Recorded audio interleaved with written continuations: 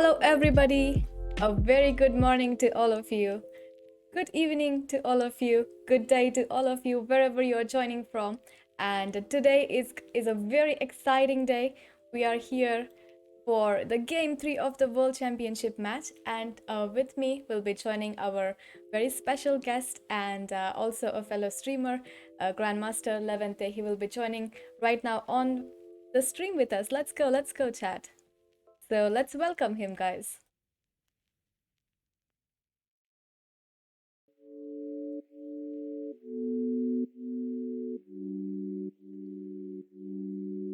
Looks like it worked. It is working. Can you hear me? Hello, Levente. Oh wow, wait a second. Yes, I need to set up. I'm live right now, but I need to just set up our cameras perfectly. Okay, your voice is very low. For some reason. Oh, I know. Okay, just a moment.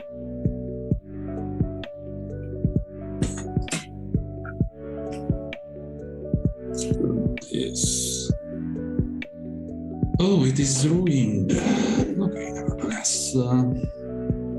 Yeah, I have to work out something here also. Yeah, sure. I'm also doing the same thing right now.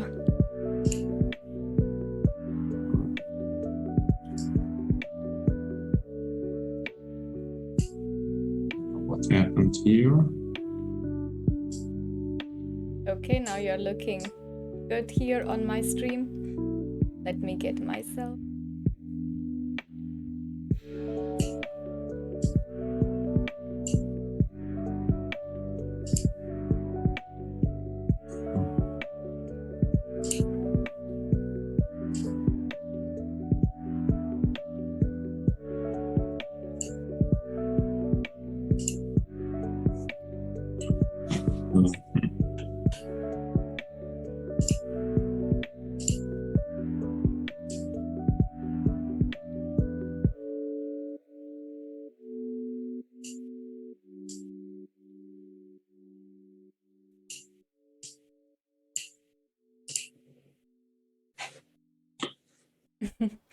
Okay, how is it going for you? Is everything ready? Oh, all fine. Thank you. I think I managed to finish the setup. So let's see if the viewers can hear you. Okay, I'm ready here. Everything looks good on me. Let me know, and then we can start our commentary. Yeah, I think it should be fine. Let me see what the chat is saying. So can you guys hear her properly? Hello guys, welcome all the viewers on my chat, also on Frank's chat. A very good evening. Testing. And looks like we have the first move on the board. We have d4 here, I see. Oh, they already started? Yes. No, they changed. It is now e4. So I think the first d4 was just for, making the first move. And yeah, they always have a special guest for the first move, right? Yes.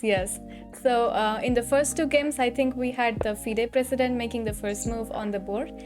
And we have another Roy Lopez repeated in game 3.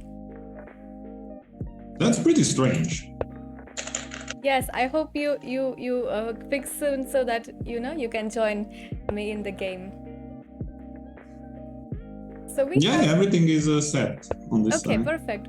And actually we have blitzing away the first few moves, and we have actually the same starting moves which were played in the game 1, bishop e7, rook e1, and in the chat, if you remember, what happened was that in the first game we had actually seen a very different line, isn't it? Very different line in game 1, where white played h3 and black played the knight a5 move, giving a pawn gambit on e5, and then trying to go for a compensation with that. Yeah, but I'm not sure. I mean, I don't know if you see the moves before me. I just got to a4. No, we are already on move 8. 8 move. Just try to refresh your lichess. Yeah, 8 move A4. I mean, Yeah, 8 move A4, until yes. this point, it wasn't unclear. I mean, it wasn't clear if Yes. they will repeat it or not. And now here we have a change from game 1. So in the game 1, white had played h3 and then black played knight a5, isn't it? That's what happened, right, in game 1? Yes, exactly. Well, it was a different anti-martial, basically. Yes, so here we have a change, and here we see a4. And those who are joining right now, Ian is playing white today and Magnus is playing the black side. And in this World Championship we have some changes, and that is that the big change is that we have 14 games instead of 12, and that means the rest day is after game 3. So what do you think about yesterday's game, Trank? It was very interesting. I mean, you could see with the computer that black was fine all the way. On the other hand, without the computer, it felt like Carlsen is dominating. Mm-hmm. And so far, the first 2 games have been pretty exciting, isn't it? Even though the result were draws, they were not like short draws, or they were not very peaceful draws, but very, very exciting draws with some new ideas on the board there, and both of the players playing in the spirit to, fight and play for advantage from the very beginning. Yeah, definitely. They were very fighting games, that's for sure. Yes. So what about this anti-martial, for example? We have seen bishop b7 after a4. Mm-hmm. Actually, I think I'm going to flip the board and look from black side, because I play this system from black side and I would like to, look from black side. So what were you playing after a4, for example? I know that I played b4 here with black. b4? But yeah, newly, I mean, lately everyone is going for this rook b8 or bishop b7. Mm-hmm. And I have to mention also that a4 line is getting, very popular these days. And it is actually a very good alternate to the, usual line with c3 and the Roy Lopez maneuver, we can say. So yeah. A4 is getting very trendy or very fashionable line these days to play from white side. Yeah, well, they are trying to avoid the martial gambit if possible, because there are many ways for black in the martial gambit to go for a forced draw that you definitely don't like with white. So yes, and unlike the previous World Championship, we are not seeing Berlin still, even though we see the Roy Lopez. In chat, there were some people saying that will it be Berlin today? Yeah, that's interesting, that if they will slow down or not, but I guess everyone is hoping that we will not see any Berlin or London games in this championship. London, yeah, London is getting very popular, and people actually want to see something like London or Stafford Gambit or King's Gambit, but I don't think we will see that, in World Championship match. Okay, the London, there is a chance for the London, because that's something that it can avoid some special preparation. There are many ways to play the London or to play against the London, so yes, there is more room for just to play chess. Mm-hmm. So far we are looking at best of both worlds.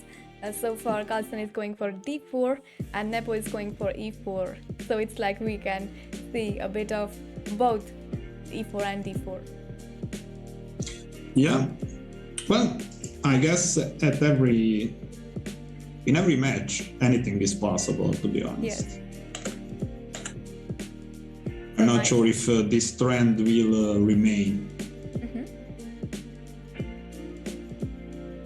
And So what do we have here? What do you think about this change, of going from 12 games to 14 games? Do you think it is something like a very big change for the players? I don't think so, to be honest, and I don't really see the point, and also I'm not sure why they go for an even number.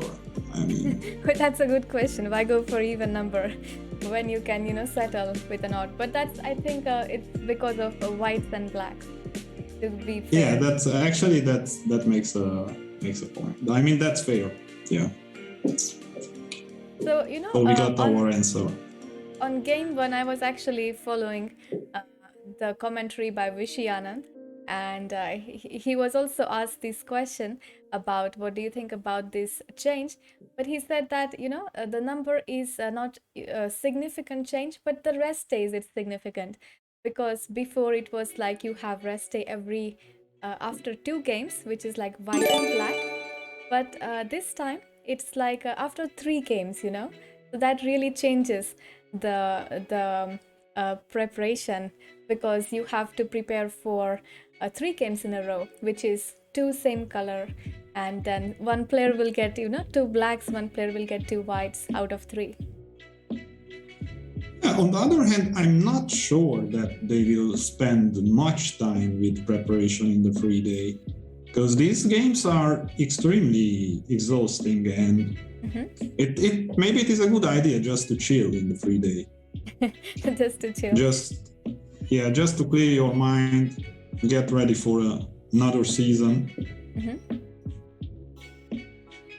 But of course, they definitely cannot stop not to prepare, not to check stuff. I mean, they have so many things to keep track of how they evolve, and even during the championship, their seconds are still working on the lines, ideas, so they have to adapt to many things. Yes. So they definitely are forced to work, even if they want to chill. Yes, of course. And during the tournament also you have to be flexible. So even if you have, spent like months or days before the World Championship match, you have to keep adapting to the situation during the tournament. Sometimes you have to repeat the line. Sometimes you have to even find new ideas to adapt to your opponent.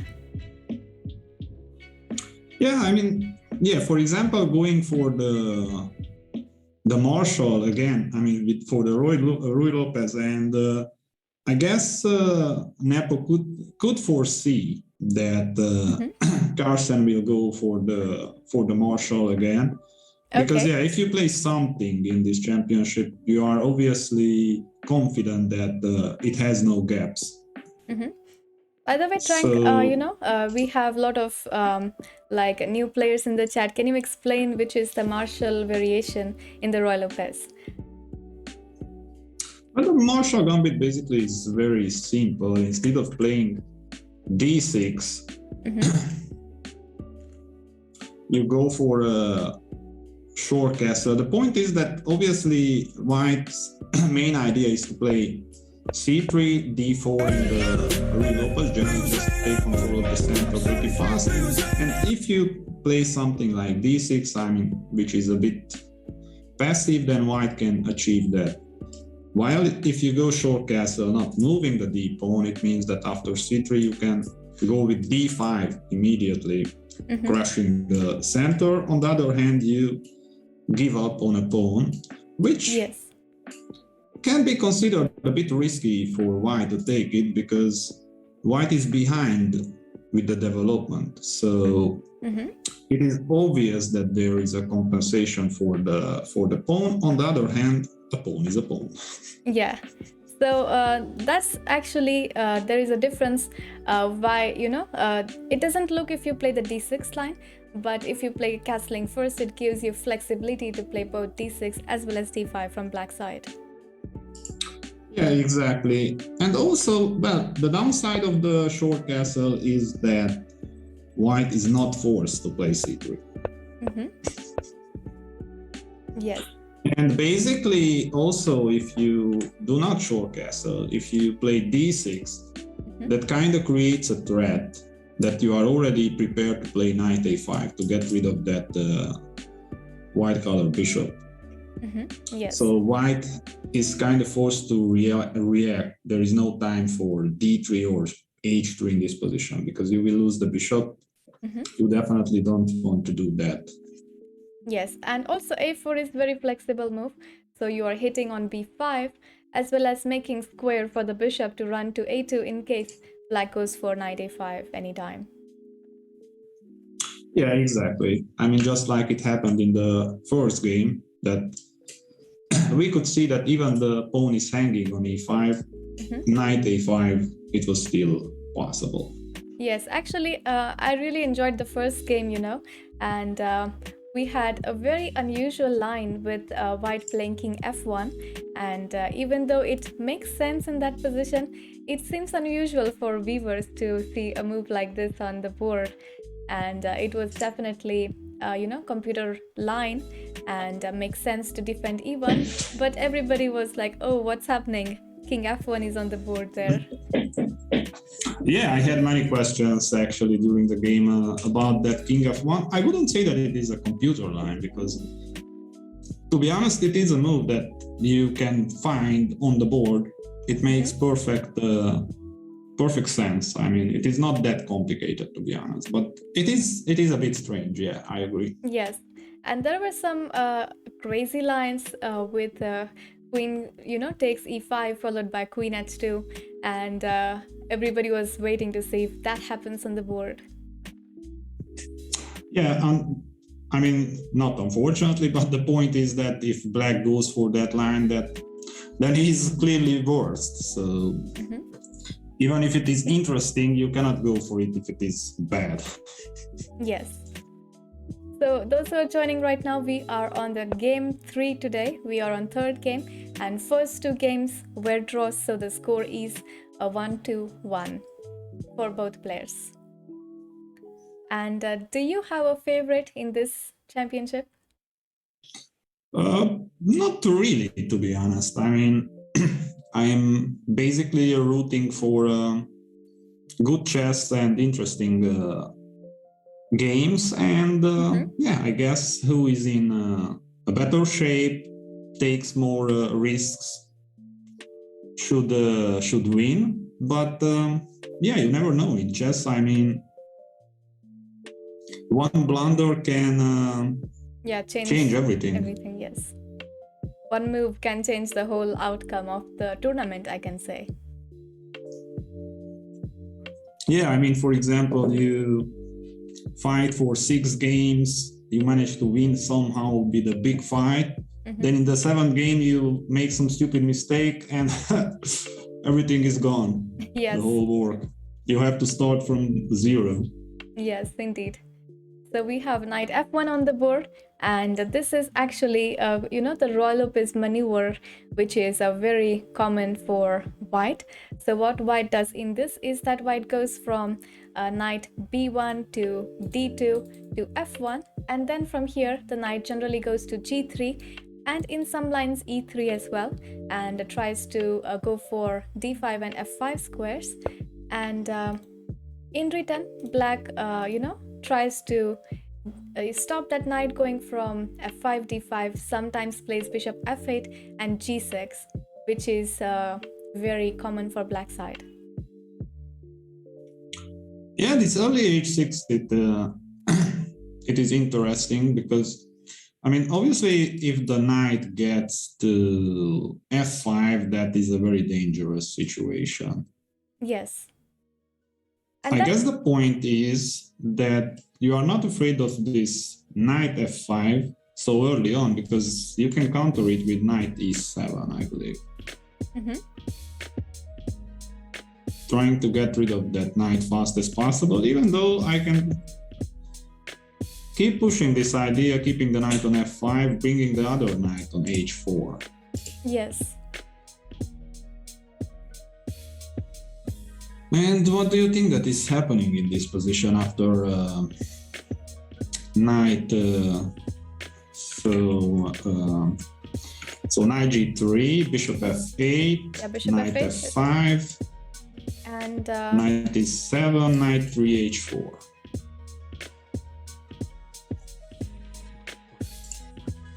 yeah, so after knight f5, bishop f8, again, very natural move to defend g7 and h6. And there are some lines where, black tries to even play d5, isn't it? Some lines where play d5, or some lines where black plays like knight a5 followed by c5, trying to just expand on the queen side a little bit. Yeah, exactly. And yeah, playing d5 with the knight on f5 makes perfect sense because you want to weaken that knight by weakening the e4 pawn. And even though this position is right now a bit slow, I can say, because both sides are maneuvering their pieces, this has a potential for creating some of the most tactical games. So slowly both sides build, but in the middle game it really has a lot of potential for tactical possibilities and ideas. Yeah, right. Also, I mean, yeah, in this position definitely there is room for both tactics. sides. So I have actually seen Carlsen playing Royal Lopez for many years, and it is one of his primary weapons, I can say, for black side against e4. Yeah, I mean, I guess he has many primary weapons. Yeah. But yeah, we can see in this championship that he trusts e5. Okay, to be honest, I mean, in a match that it is really, really important, playing something like e5 against e4, it can, I mean, it is well known that it is the most solid, so... Yes. Bishop d2 is played right now. So why bishop d2, I'm thinking? I guess for the obvious reason that you just mentioned before, that black has some knight a5, c5 ideas, so this is stopping that. Yeah, so bishop d2 main idea is to stop knight a5. So as we said before, one of the primary ideas for black is to play knight a5 followed by c5 and to try to expand on the queen side. So bishop d2 puts a stop on that for a moment. And also it is a developing move. Yes. I mean, connecting the rooks, it is always useful. So, and also in the opening, you kind of like these moves that have more than one meaning. I mean, this is also a developing move. I mean, you are trying to connect the rooks fast as possible, and also you stop the knight from playing knight a5. So yes. So in my chat is asked a question: is b4 bad here? b4, yeah, I think we can say that it is at least dubious, because I can isolate the pawn now by playing a5. Yes. And as I mentioned, in the anti-martial, you can go b4, but not with the bishop on b7. It is pretty often followed by rook b8, and if white goes for a5, then you can use that b5 square for the rook. Now, if you do the same, you kind of have to reroute the bishop, go back to c8. I don't think that you can afford with black to lose so many tempos. It's a lot of moves to get to b5, right? In this line. Yeah. So from black side right now, one of the ideas I'm thinking is to play bishop f8, g6 and bishop g7 right now. Yeah, definitely. That is an idea. I'm not sure if you want to do it right away. Bishop f8 you play for sure. But after bishop f8, maybe you bring the knight on g6. Yeah, knight g6, alright. Knight e7 and knight g6. So this time white chose to play knight e3 instead of g3. So white is keeping an eye on both d5 and f5 right now. Yeah, and now the question is...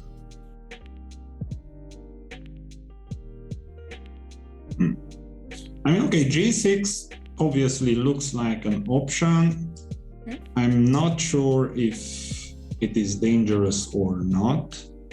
I mean, white can create a threat immediately with knight h4, threatening to take on g6. Yes. I'm also, considering right now if knight d4 is an option. So, yes, it does create a double pawn, but I'm just looking for ways to play c5 here. I would say that it is an option. So I'm looking for g6 and knight d4. What else black has here?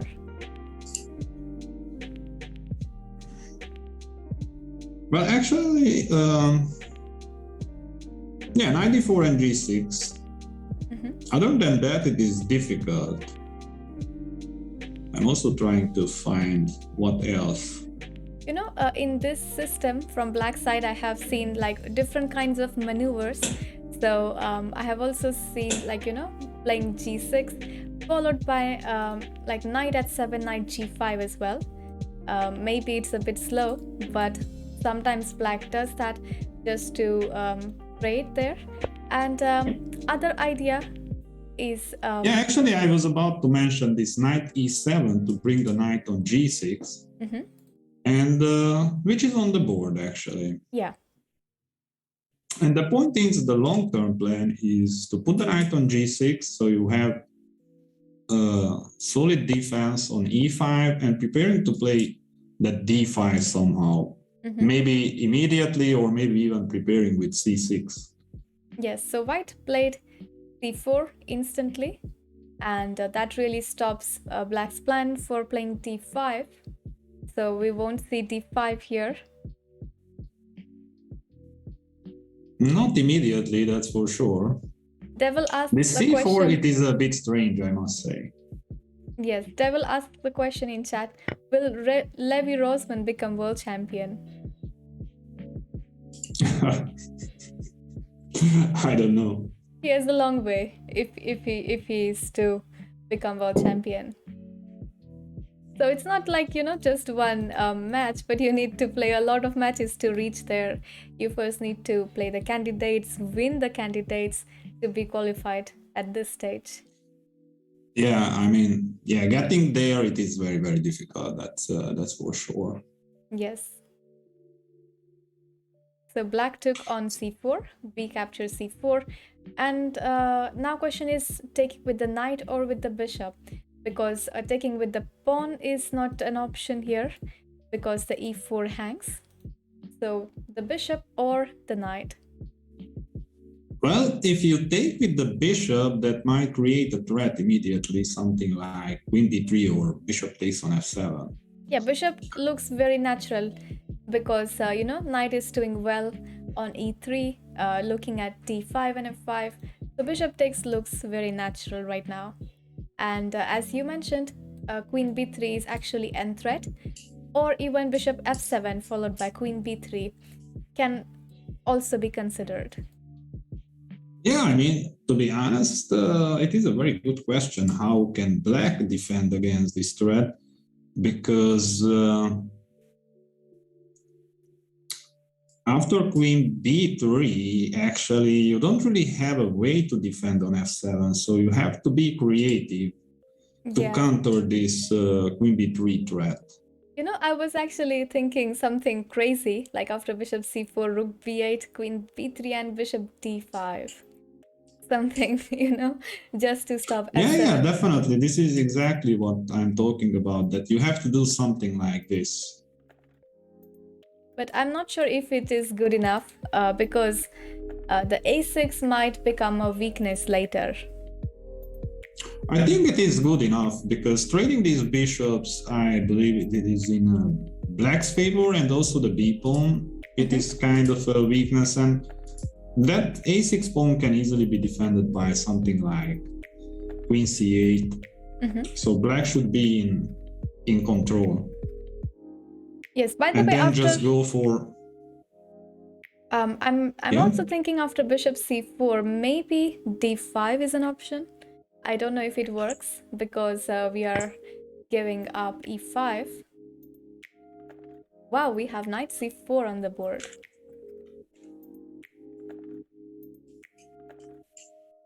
Let me check something. Yeah, sure. I can lower the voice on the alert box. Yeah, I was thinking maybe bishop c4, maybe d5 is an option. Let me, I think, just to, open up the center. And in this case, d5, then white can directly take on e5. So here we have the small difference, we can say. Sorry, I wasn't paying attention because my alert box is too loud. How to do this? Or maybe I should just disable the sound on the alert box. Is there something I can help? Well, I'm not sure. I'm very bad at this. Okay, so knight c4 is played. Hello guys, and there is somebody in the chat with the name FIDE chairman, and he says greetings from FIDE. Greetings from FIDE.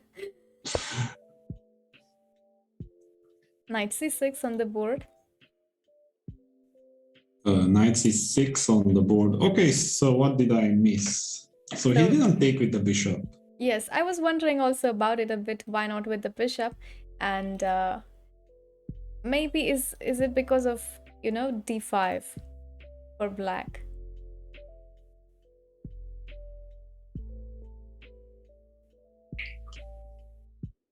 I did think about d5, but I wasn't convinced. I like that rook b8 more. d5. I mean, isn't this losing a pawn? So what if I take on d5? Because otherwise bishop c4 looks pretty good in first sight. So that's why there must be something, in store after bishop c4. Yeah, but I believe that rook b8 was the idea, because d5, I don't know, it just feels like dropping a pawn. And I don't really see the compensation. That bishop on d2 now is doing a great job. Yes. Controlling all the jumps. I hope it's not reputation here with knight e3, knight e7. I would be very sad if that happens. No, definitely not. And also, no, they will not repeat the moves so early on. That's for sure. Yes. So, guys, in this World Championship match, we have a draw rule, which is you cannot accept a draw before move 30, but you can still make the draw on the board, and if that happens, then it is accepted. But you cannot just offer a draw before move 30. And that's a pretty strange rule. Yeah. So this rule is actually, used a lot to avoid short draws in the games.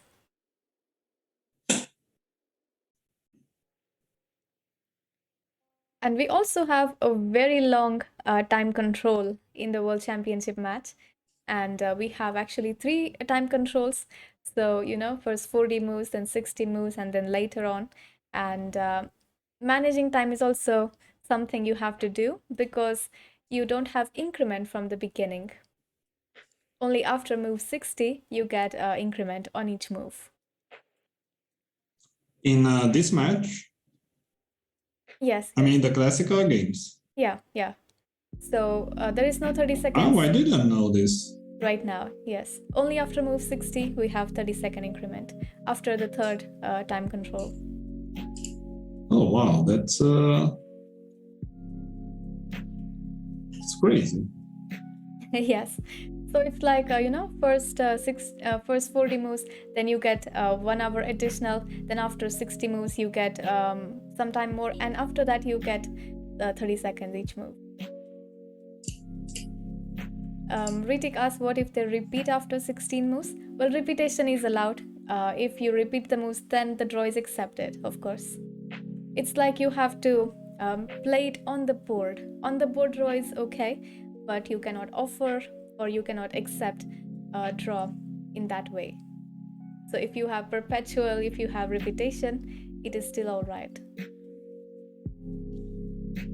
Okay, I managed to solve the issue. There was an option for the alert box so I can set the volume of it on in OBS, but yeah. By the way, guys, can you hear both of us on both streams? Just please confirm so that we don't have to change anything more. Yeah, definitely. If something is not defined, just let us know because we can solve it. Yeah, just We confirm, are guys, on both the professionals. streams. You can see and hear both of us so that we don't have to change anything. Back to the Ritik says, then what's the positions. point of that rule if they can repeat the moves? Well, it's just to avoid offer draws. And repetition, you can't really avoid it, right? Because there are even some opening systems where you have to just repeat, and there is no other good alternative. So that Yeah, is but still also okay. there is a huge difference. There is a huge difference between the two draws, I mean offering or repeating the moves, because if you go for some kind of a random repetition, your opponent maybe will not accept, and you are actually ruining your position by trying to repeat the moves. Yes. So this rule initially was called as the Sofia Rule because it was first introduced in a tournament in Sofia, and it is actually even used in many of the open tournaments. And the rule is that if you offer a draw before like 30 moves or whatever is set, and if you offer a draw and if your opponent accepts, actually arbiter comes and gives 0 to both of you.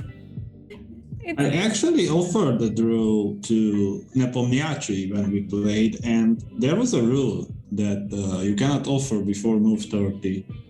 And he was smiling after I offered the draw, and I didn't understand what is so funny. And which tournament was it, by the way? It was the team Club Cup or something like that. I don't know how it is called exactly. And it was funny that, okay, the game ended with a draw, but yeah, around move 15 or 20, I don't know. It was a very solid and boring position, and I said, okay, I will offer a draw. But yeah, I didn't know that there is the Sofia Rule, and he was smiling and looking around, and I was like, okay, what is so funny? Imagine if you had accepted and both of you get 0. That would be so tragic. Yeah, exactly. Well, actually, it was pretty much the same for the match because 0-0 or for the team a draw, it is the same. Yeah. But in general, it is very tragic, right? I mean, for example, in this case, in this game, 0-0 doesn't change really the whole situation, but in general, it will be very sad. Yeah, of course, I actually seen this when they first introduced in the individual European Championship, and I think Mamedyarov lost a game like this, that he made a short draw, and the arbiters were very strict and gave them 0-0. It was very strange. Yes. So guys, if you are, if you are new and if you are going to play your tournaments on the board, just make sure to check the rules once before you play, because you don't want to lose in this fashion. And especially check out the rules for draw and as well as the default time. So some tournaments, they have 0 tolerance, some offer grace time. So please check before you play. Yeah, checking the rules before the tournament, it is very important. Yes, Kusha in the chat. Hello, Kusha. Good to have you here. Okay, let's get back to the game and let's see what happened here. So Okay, So we I have believe, let me check with the computer real fast. If Okay. after bishop c4, we have what is one new the move. trick? We have rook c1 on the board right now. Yeah, but I'm just curious about this bishop takes on c4, and yeah, rook b8 is, it seems to be the best. Wow, rook b8 What is is the funny best though, move. that there was another defense, queen d7. Okay, and if queen b3? Well, I believe the point is that you cannot take the bishop on b7 anyway, because I will capture your queen. Wow, so okay. So queen d7. I can just play knight g6. Wow, this is actually pretty nice, because if you take the bishop, then your queen gets trapped after rook b8. Yeah, this is a nice line. But rook b8 seems very, like... Yeah, of course, I believe nice. rook b8 should be... Yeah, this idea is very nice. Bishop c4, rook b8, queen b3, and bishop d5.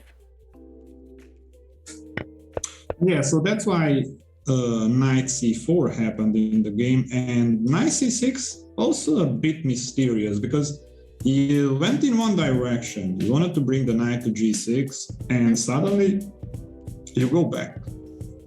Yes, I'm also wondering why go back to c6. So before we just got the knight to e7 with the idea to go to g6, but now we return to c6 and go where we were before.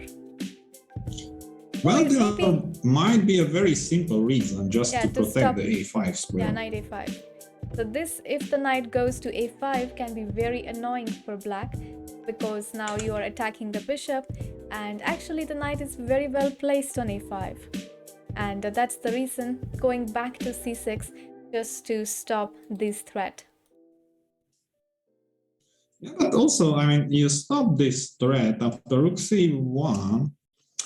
The threat is there, because you kind of have to take, after I take with the bishop, pinning that c7 pawn. Okay. It might be unpleasant. Yeah.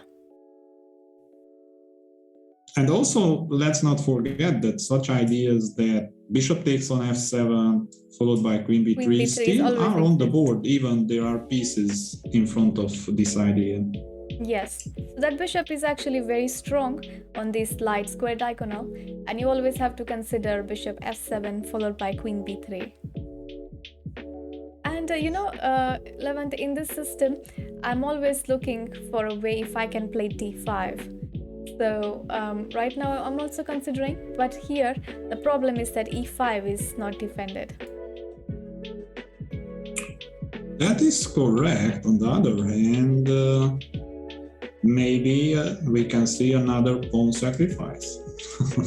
Yeah, in the game 1 we saw such a similar sacrifice on e5, and I should also say that that's the reason why black plays in many lines this structure with g6, bishop g7, and not only it's like a fianchetto on the king side, but this also indirectly prepares d5, because then you can recapture with the knight, and the bishop then defends the e5 pawn. So that's the reason they go for g6, bishop g7.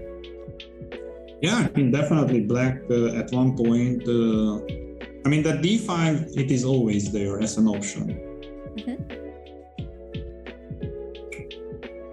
I don't think that we have time now for something like that, for example. I mean, this knight a5 looks like a serious threat. So let's say that you play g6, I go for knight a5. Yeah, I'm forced to take I believe. Knight, yeah. Then bishop a5, probably rook c8. Well, rook c8 already I can take on f7. Oh yes, the same trick, yes. Bishop f7. So you can play rook e7, but that looks a bit odd. So yeah, g6 does look pretty slow right now. So we need another plan.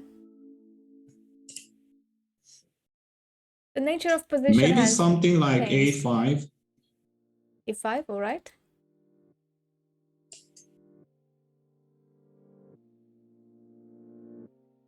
a5 looks fine. Only thing is that we are stuck to the defense of a5 for some time. But yeah, but also I don't know. Maybe I can play some. Maybe after. can also be an idea. Knight b4 somehow. No, but yeah, maybe knight a5 tricks later on. Yeah, but I can do something like hold my knight on c6 long as you have the knight on c4, and whenever you move the knight, I jump on b4.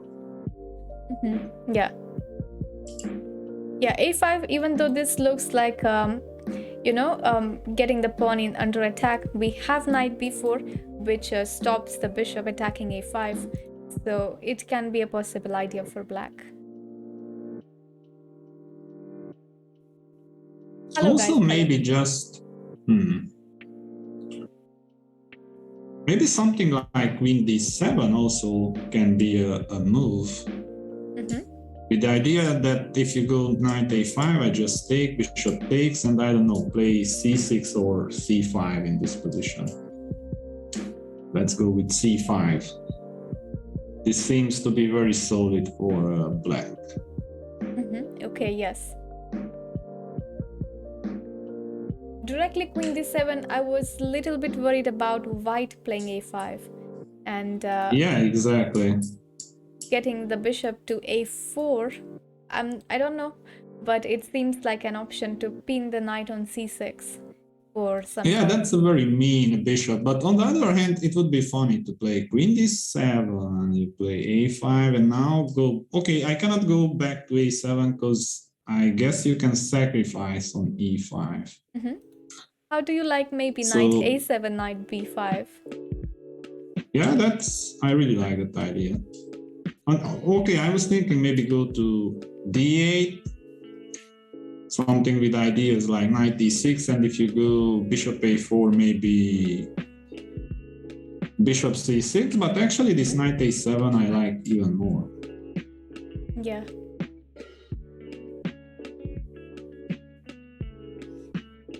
So guys, and yeah, that knight on b5 is very well placed.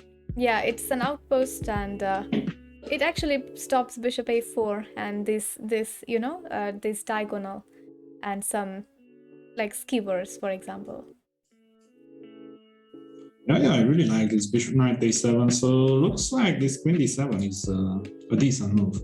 Yes, and just a moment, guys. We just started, the game when we started the stream. But also let me introduce you to Levente.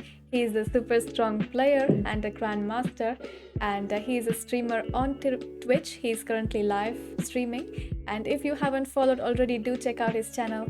He has some really great instructive content, and there is so much to learn from his games, his streams. So do check out and give him a follow. Yeah, thank you, and yeah, definitely guys on my chat also. So with Rucha. Actually, I was about to ask you, how should I pronounce your name? It is Rucha. Rucha. It is Rucha or Rucha? Rucha? Rucha, yes, Rucha. Yeah, actually, I could have realized, because about when you are talking about the fianchetto, you're also saying fianchetto. Yes. So yes, I'm very used to saying fianchetto. So yeah, CH looks like it is a che. Yes, that's why I made my username as Ruchess, because it's like chess and cha. Yeah, exactly. Well, I did think about that. It might be a words game. Yes, and your first name's Levente, right? Yeah. I'm so used to calling you Trank, tranquilizer. Trank is fine. Yeah, always I mention like Trank on my streams. That's perfectly fine.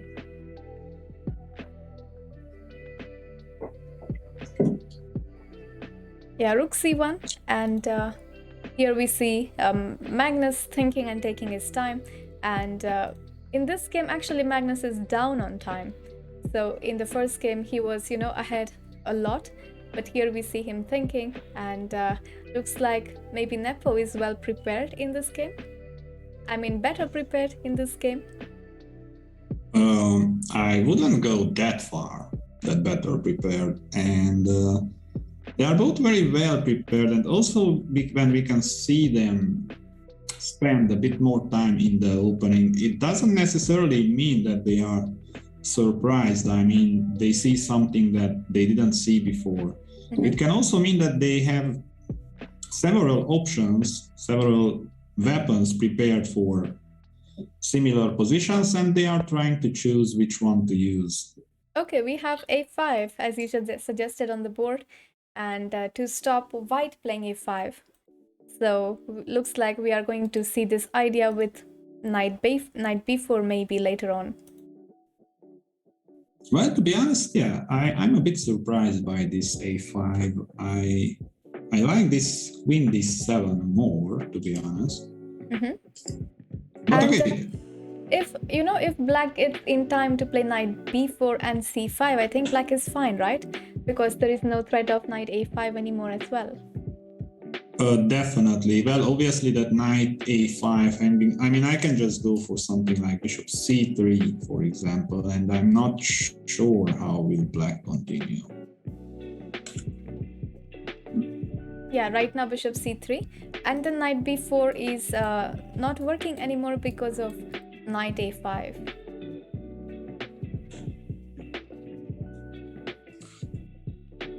Okay, after bishop c3, maybe now d5 is an option. But still, we are still losing the pawn on e5, right? Yeah, we do that. On the other hand, we get rid of the... Okay, we cannot take on c3. We can't get rid of the bishop pair. Oh, that is too wild. Yeah, so again g6, bishop g7 still seems slow in this position. Even though we would ideally want the bishop to go to g7 followed by d5, still it will be a bit slow for this position. Yeah, because actually after bishop c3, something like queen d2 and take the pawn looks like a threat.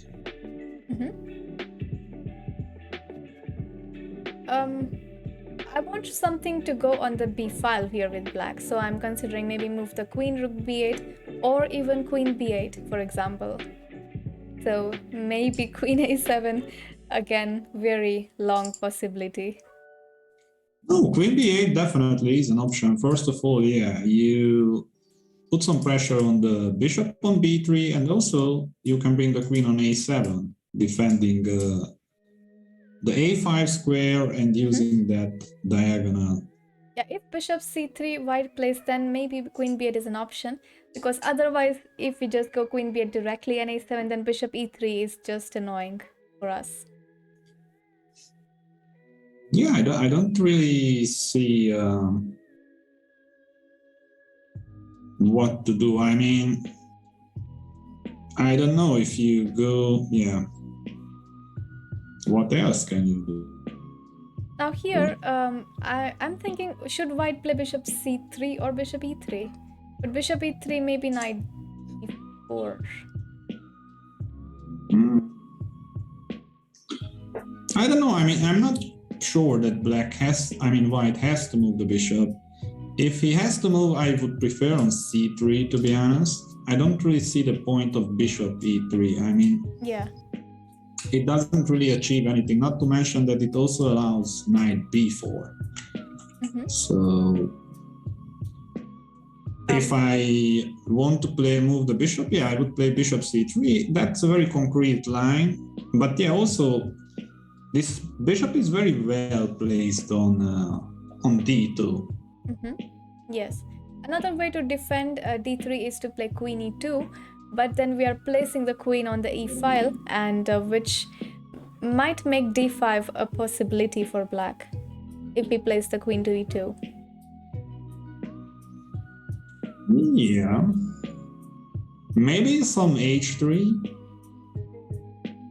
in this position, just a waiting move, even though not. But probably h3 not we are still looking but... at knight b4, right? h3, if we just wait, then maybe black gets knight b4 and c5. I don't think so. I think I'm in time to take on a5. You think you have knight d3? Knight d3, maybe bishop c7.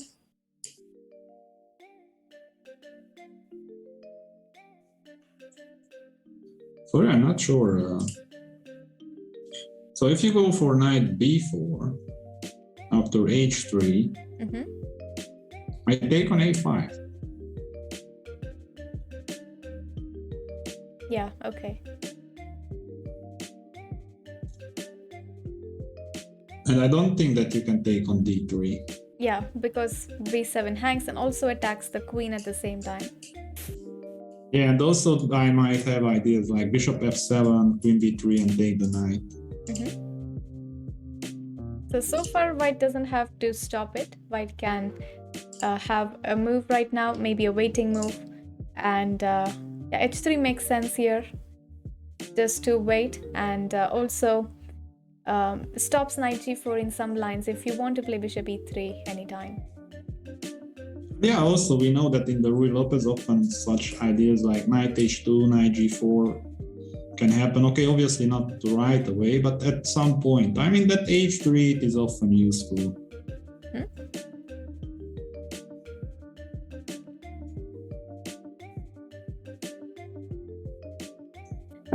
Pretty unclear still. Pretty unclear right now. I mean, yeah, this c4, it is obviously a very interesting move. I would say a bit unusual because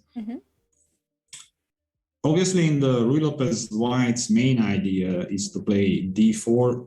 Okay, for black is pretty much the same, to play d5, and with the c4 it kind of moves the fight on the queen side. Yes. So generally white strives to play c3 followed by d4, and that's how, like there are like thousands of games played with that idea. And c4, I guess, is a bit lesser played compared to the c3 line, c3 d4.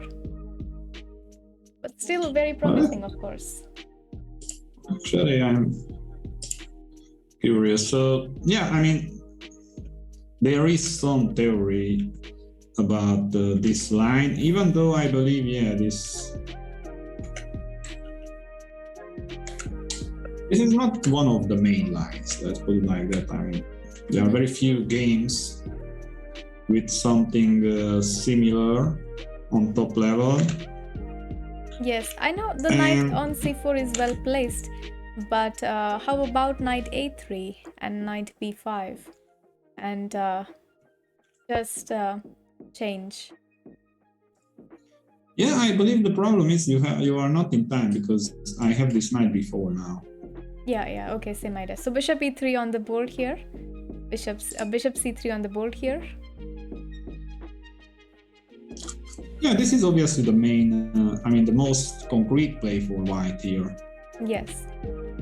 And once again, knight b4 not an option because of knight a5.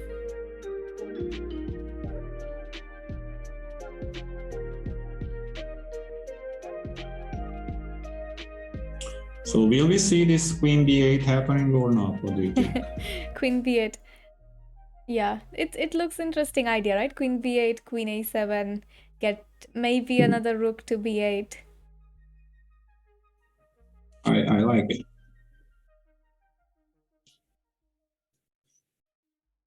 Well, let's see what else can we do. I mean, maybe we can do something like rook a7. And after queen d2 to put the queen on a8. Yes. Yeah, rook a7 and queen a8. This can also be an idea here. I'm just a little bit uncomfortable playing rook a7. I don't know. I'm just scared maybe if it gets attacked. Let's say maybe knight a3 and knight b5. And then we have to find a better square again for the rook. Yeah.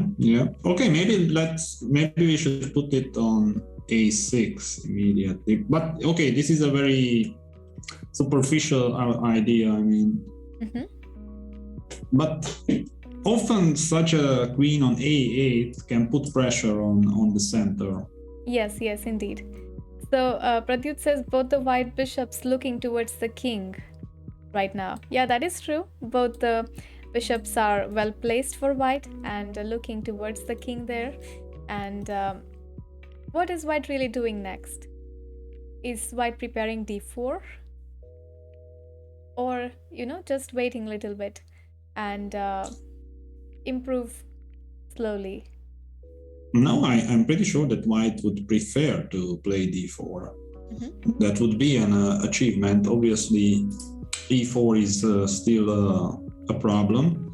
But yeah, first of all, we have this threat attacking on a5 with the queen d2, and also, yeah, slowly preparing this d4. So, as I mentioned before in chess, these moves with multiple ideas are generally good moves. Yes. And ideally in this position, either side wants to play d4 or d5. But the problem is that right now these pawns are guarding the e pawn. And if you move it, you have to be prepared for your opponent taking the e pawn. So that's what is waiting, you know? Yeah, I don't think that black necessarily want to play d5. I mean, in this pawn structure, whenever if you go for d5 with black, that c pawn, it is going to remain behind and it will become weak, I would say. In long term, yeah, we have c7 as an isolated weak pawn. And yeah, also that e5 pawn, it is an issue. I mean, I don't know if black can ever be so well prepared that d5 it works. But what can he do on long term? That's a very good question. Maybe bring the knight to c5. Knight d7, c5? Yeah, knight d7, c5 is an option here. Looks good square, right? c5 for now. Looks decent. I'm not sure if it drops the pawn or not, because let's say that you go knight d7, queen d2, knight c5, bishop c2. How do you defend the pawn?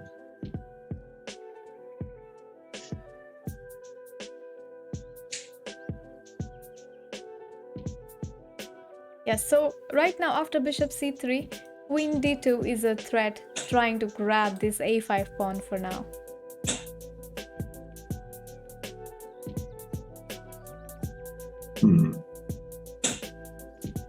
Very young player.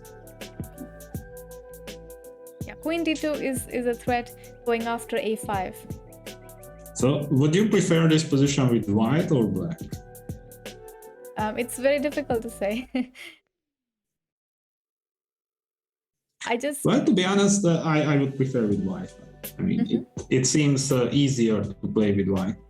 Yes. Yeah, I'm flipping the board on my stream because I play this from black a lot of times, this structure.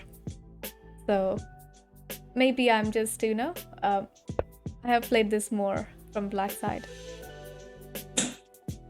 Okay, so bishop c8 on the board. So we didn't see that coming. In the chat says that it's only a pawn.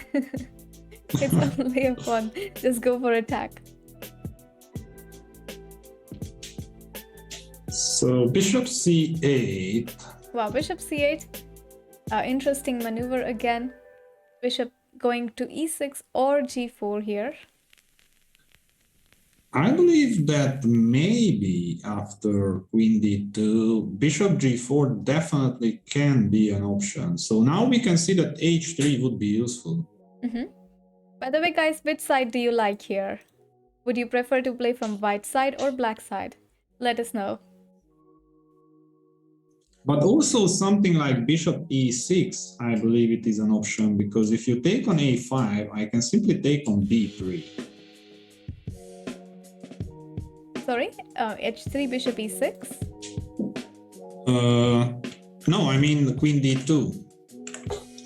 After queen d2. White wants to take the pawn, but bishop e6 can be a defense. Yes, and then maybe recapture the a4 pawn. Yeah, I mean, you cannot take the pawn. If you take on a5, I take on d3, and yeah, after that simply take on a4, and now black has a better pawn structure. And right now the c6 knight is undefended, but there are no possible good ways to exploit it for the moment, because we have two pieces blocking the rook. and a no good discovered attack. Yeah, as long as the bishop on c3, that knight is never in danger on c6. Leave4 chess if only black could plant a knight on f4. That can be an idea to go knight h5, knight f4. But be careful, there can be some knight e5 tricks. Yeah, I mean, and even if you get that knight on h4, you probably need some backup for that. I mean, that knight alone, it doesn't do much. Not to mention that the knight on e3 kind of covers pretty well the threats on the king side. I mean, if something really bad is going on, white can simply come back with the knight on e3.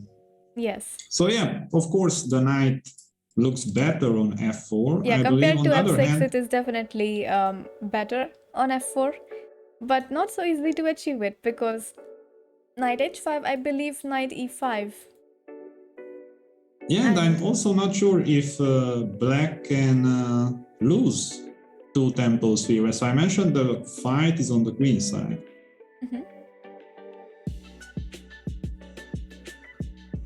Well, at least for now. Yes, so far we have opened some files here. We have C file, B file, and both the pawns are blocked on the A file. So looks like right now they are fighting for an initiative on the queen side. Yeah, I mean, definitely black has two issues on the queen side, a5 and c7, both weak pawns. And white can put pressure on the a5 and also can put pressure on the c file. So those are the issues that they are trying to solve on both sides at the moment. Yes, Pradyut asked why not rook b8 and having an open file. So we would like rook b8, but the point is that rook is guarding a5. So if you move the rook away from there, you have to be ready to give up this a5 pawn. Yeah, give me a minute. I have a raid from Chesbia. Thank you, Bianca, for the raid. Welcome, and Raiders. Hello, Raiders. So we are following the third game with Rucha as a special guest. She is streaming also. So guys, Hello, don't everybody. forget Hello, to guys. go and give her a follow. Yes, and do join us in the coverage of the World Championship match Game 3. And we are right now following it live here and, having a instructive discussion and an analysis of the moves. So Agar in chat says that people in Lee Chess chat calling every move a blunder and arguing about how plus 0.1 matters. I'm out of there. Yeah, I'm of here course. for good commentary. Well, welcome. We are happy to have you here. Lee Chess chat is very, very funny. Well, actually, I like it.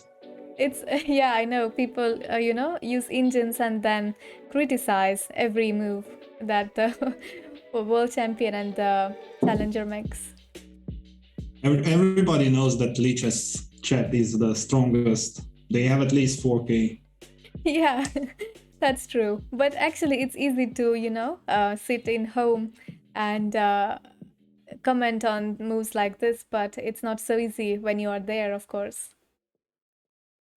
Yeah, I mean, to be honest, in a way, it is their loss that they are checking every move with the computer, because checking a position or generally just analyzing a position with the engine, it is completely different than doing without. I mean, seeing the engine evaluation and ideas, it kind of kills your own ideas and creativity. So yes, that's true. I'm not a fan of overusing the engine. Yes, and we don't think like an engine every move, right?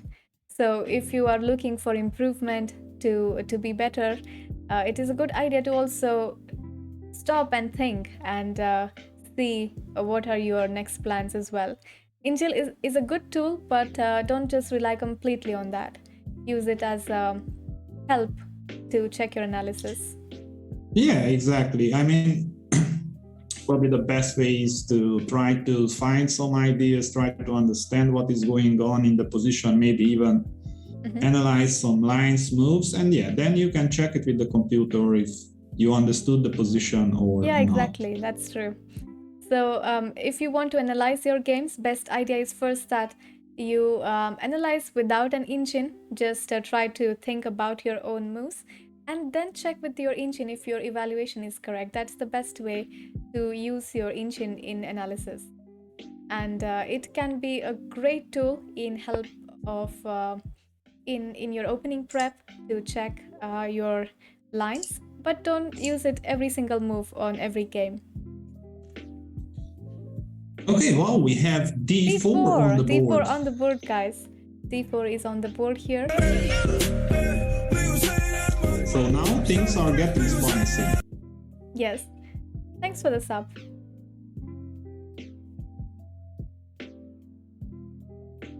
Yeah, engines in chess is like calculators in math, says Agar.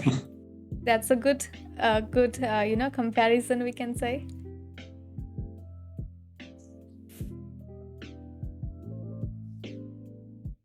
Yeah, d4 is actually, now it's getting, pretty exciting because as I said before, that Roy Lopez, even though looks very slow because the pieces are slowly maneuvering, it has a lot of potential. And once this break happens in the center, then there are so many possibilities wide open. Suddenly. Yeah, and many tactical options. So, yes, you mentioned from slowly growing, at one point it goes completely crazy. Yes, indeed. So d4 now, and white is using the fact that the bishop is no longer on b7. So before, one move before, the bishop was on b7 and it was indirectly hitting on e4. But now the bishop is moved, the e4 is not directly supported by the bishop. And yeah, so basically in the Ruy Lopez, indeed, the first part, it is a very strategical game, slowly maneuvering everyone, slowly movements, waiting moves, and so on. But as soon as the break happens, it becomes a very concrete chess. Now, suddenly they have to calculate everything and to be extremely precise.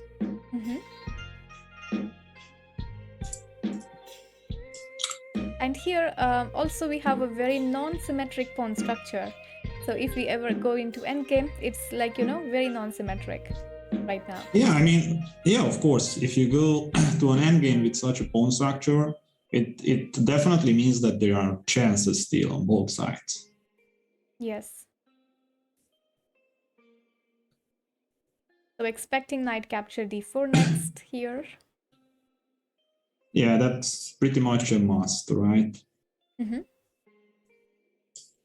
what do you think after knight capture d4? Will black trade the knight or consider maybe knight e5? Yeah, well, I guess knight e5 and knight d4 are the options, right? But also it feels like black is kind of forced to take on d5, d4, yeah, it is knight on d4, the board.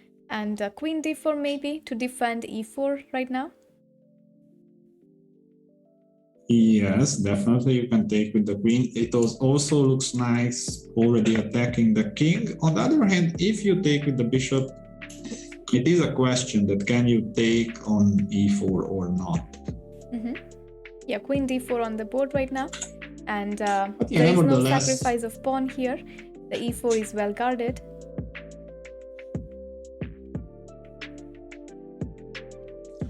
Well, this still looks very good for white. I mean, those bishops now are really juicy. Yes. So looking at this position, looks like, white is really putting pressure on the king's side with those bishops looking at the king right now. Yeah, and I wonder if you go for bishop e6, which is pretty normal to counter this bishop from b3. Can I just go for f4, f5, just to get rid of that bishop? Okay, so bishop e6, f4, planning to go for f5 here. Or is it too crazy?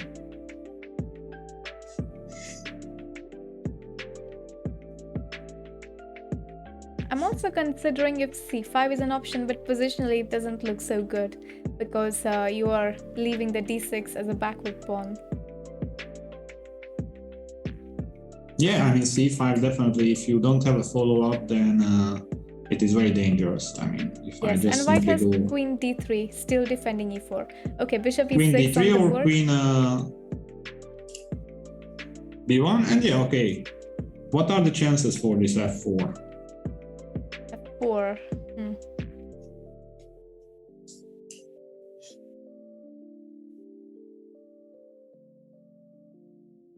Maybe yeah, f4 and f5, but I don't know about it, because it looks good right now, but isn't it like, you know, the pawn structure is a bit weak for later? Well, it depends. I mean, if you cannot contest this bishop from b3, then f7 is very weak. And I don't know if you can have full control with black on e5. And also f5 is stopping ideas like g6, bishop g7, even though that we will not see in the near future. Yes, guys, we are considering f4 here with the idea of f5 for white, trying to dislodge this bishop on e6 and get this bishop to get very activated on this diagonal. So again, for f4 we need something very concrete to stop this, you know, white just pushing f4, f5. So what if you... But okay, if you play something like knight g4 after f4, I can simply play h3 and you have to go back, right? Yeah, knight g4 doesn't help, right? Because you don't have any idea right now with knight g4. Maybe queen h4, but yeah, h3 and you just have to drive back. Yeah, I believe d5 has to be the answer. Maybe after c5 or immediately. d5 has to be the answer. And is that problem solved or not? Yeah, we are considering Pretty f4 much. and d5. Pretty much feels like it is problem solved. So right Yeah, now, I don't really see a good solution. Okay, so the first question right now on the board is, can white take on a5? So you see a5 is attacked 2 times. So first question is, I believe not, and for the same reason that if you take with the knight, I might play c5. But actually I am just... I mean, okay, you can go queen d2, but I take on d3 and now e4 and a4 are hanging. Yes. So after you have knight a5, c5 and just making the queen move, and you see that the queen on d8 hits the a5 knight right now. Yeah, I mean, it is not so clear. After c5, you can go queen d2. I can take on b3. Now you will need an intermediate... Oh, wait a second. If you take on f6, maybe I take on a5. So you don't have bishop f6 intermediate move. But on the other hand, if you don't have, then I have this knight e4 idea also. Yes. So knight a5, c5. Right now we are attacking a5 here, so queen d2. And I was also thinking bishop b3, but there is bishop f6 we need to consider. And then maybe queen a5, as you said. Yeah. I think black is fine there, right? After knight a5. Yeah, definitely. I mean, no, if you cannot take the pawn, that's for sure. Yes, I don't like knight a5 because e4 and a4 both are not so very well defended there. Okay, let's check bishop takes on a5. What about that? Bishop takes. I mean, I guess the point is bishop takes on c4, right? Yeah, bishop c4. And now let's go for queen takes on c4. Rook a5 and I take on f7. That is not dangerous. Probably not. I mean, you can just move to h8, rook c7, and I don't know, maybe some rook e7. Maybe still some compensation for white in that case. Still some compensation. Yeah, right? but it doesn't feel like enough. Yeah. Somehow I don't really like a5, taking on a5. Maybe Yeah, it doesn't work. Yes. It seems very shaky, you know, because black has attacks on both e4 and a4 and some intermediate moves with c5. So if we are going to capture, we should be like 100% sure that it works and we have something after c5. Well, it is definitely not a good moment because, for example, that e5 is going to remain a weak pawn, whatever happens in this game. So no rush of taking it. Yes. So Agar says bishop on f8 and knight on f6 defend everything. Yes, that is true. The bishop and knight are doing pretty good job of defending the king side and completely holding this side. Hello, Lucky Fritter. Good to have you. Yeah, actually, it is a good question. What should the white do here? Yeah, let's reconsider f4 maybe. Let's reconsider f4.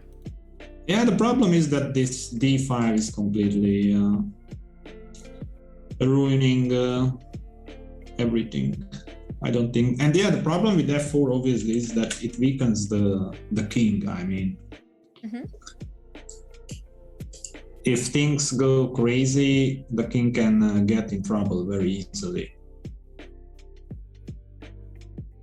And I don't really see a good solution after d5. Not to mention that if we move the knight here, then there are some c5, d4, c4 follow-ups for black.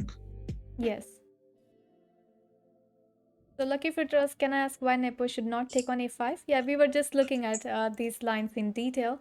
And the point is that this gets very complex and black does get enough compensation because if you take on a5, there are lines with c5 and you see that the queen hits here on a5. So not completely discarding, but I think black is okay after knight takes a5. No, I would, to be honest, I would completely forget about that. You would completely idea. disregard it? No. Yeah, it just doesn't work. I mean. Hello, Oxday. By my calculations, I mean, maybe I'm wrong. Yeah, Oxday just here and he says, how's it going? Who is gonna win? Simple question, yeah? Simple question. Yeah, exactly. Who is going to win? Very well, early to be to honest, tell. at this point, we were talking about these bishops on b3 and c3, looking good, attacking the black king. On the other hand, in this concrete situation, I'm not really sure what to move with white. Right now, I know this looks a bit slow, but how about just playing rook c1 to d1, like shifting the rook to a d file, just to stop I simply d5. don't like the idea because on c1 we are attacking c7. And on d1 I'm not sure that we are doing anything. And also, okay, the black queen maybe can simply move to b8. And also I am considering that this pin, the fact that the knight on c4 is pinned, can become a problem sometimes. So you see, all the ideas are revolving around the e4 pawn. So do I have a time to play f3 and then maybe queen d2? And with f3, I believe the problem is the same, that it kind of weakens the king. Maybe again d5. Yeah, exactly. Not to mention that also a very good question, is d5 a threat in this position? But the good point that you raised earlier in the game was that d5 leaves black with a structure that he would not want in the end game, right? With pawn on c7 and a5. It depends. I mean, for example, if you go for f3, d5. And yeah, indeed, if I don't know, with the right pieces, it is a black pawn structure. On the other hand, black is now threatening to take on c3. And with the bishop pair, you are not that scared of the ruined pawns. Yes. And also, yeah, this diagonal from a7 to g1 now, it is dangerous after f3.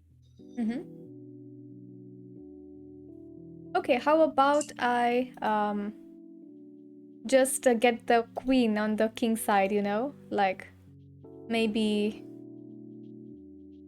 queen e3, d3 to g3. Again, but e4 is hanging, yeah. e4 is still hanging.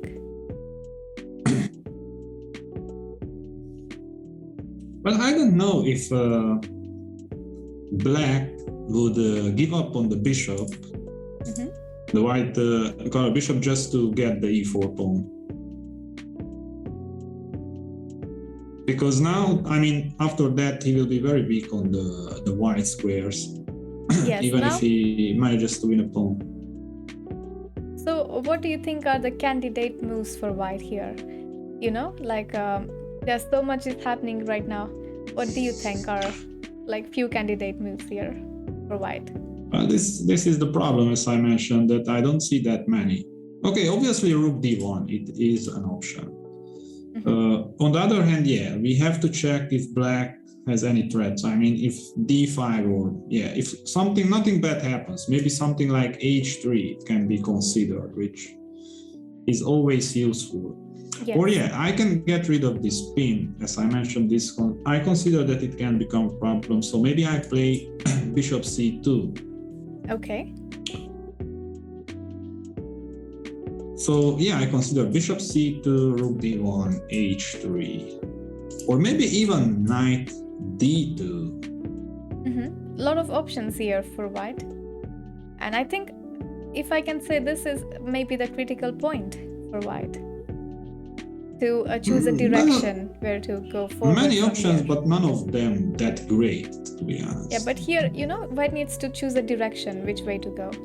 Because so far, white is being very flexible, playing in the center as well as on the queen side, little bit putting the pressure on the king side. So now we need some plan for white. Well, as I mentioned, not necessarily. I mean, the question is that what's the plan with black? I mean, if there is no danger, if black has no threats, as I mentioned, yes. I definitely have waiting moves like h3, rook d1, bishop somewhere on a2 or c2, depending what black does. Yeah, in chat maybe it suggested a queen d2, but I think queen d2 same problem happens, that bishop c4 followed by knight e4. But wait, is there some tricks? Yeah, okay. I don't believe that you can give up on the bishop just to take that pawn. As I mentioned, you will be very weak on the white squares. So I don't think that taking on c4. So what happens after queen d2, just piling on a5? So bishop c4, and then white has very strong bishops, and knight e4. This is very concrete now. Takes, and knight e4. No, but the problem with queen d2 is that is there a threat? This is the question. I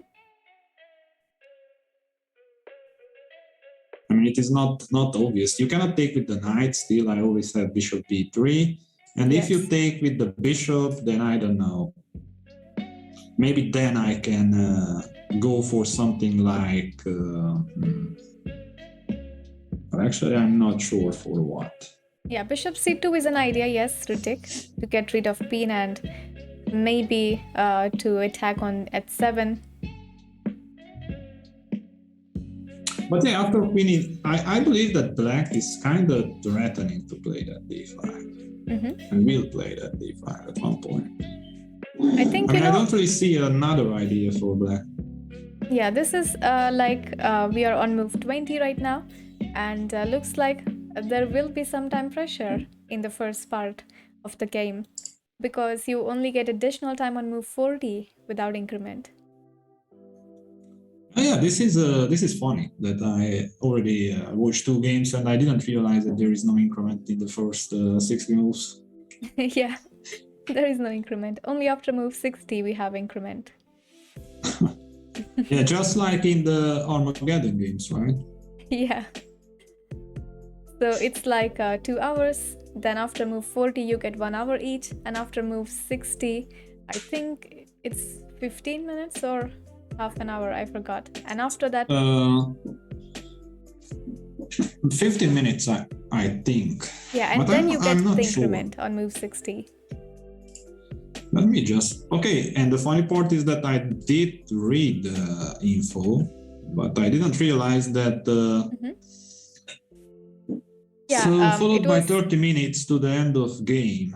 yeah, it was 15 minutes, and then you get 30-second increment, and it's from move 61. Such a difficult Okay, time control.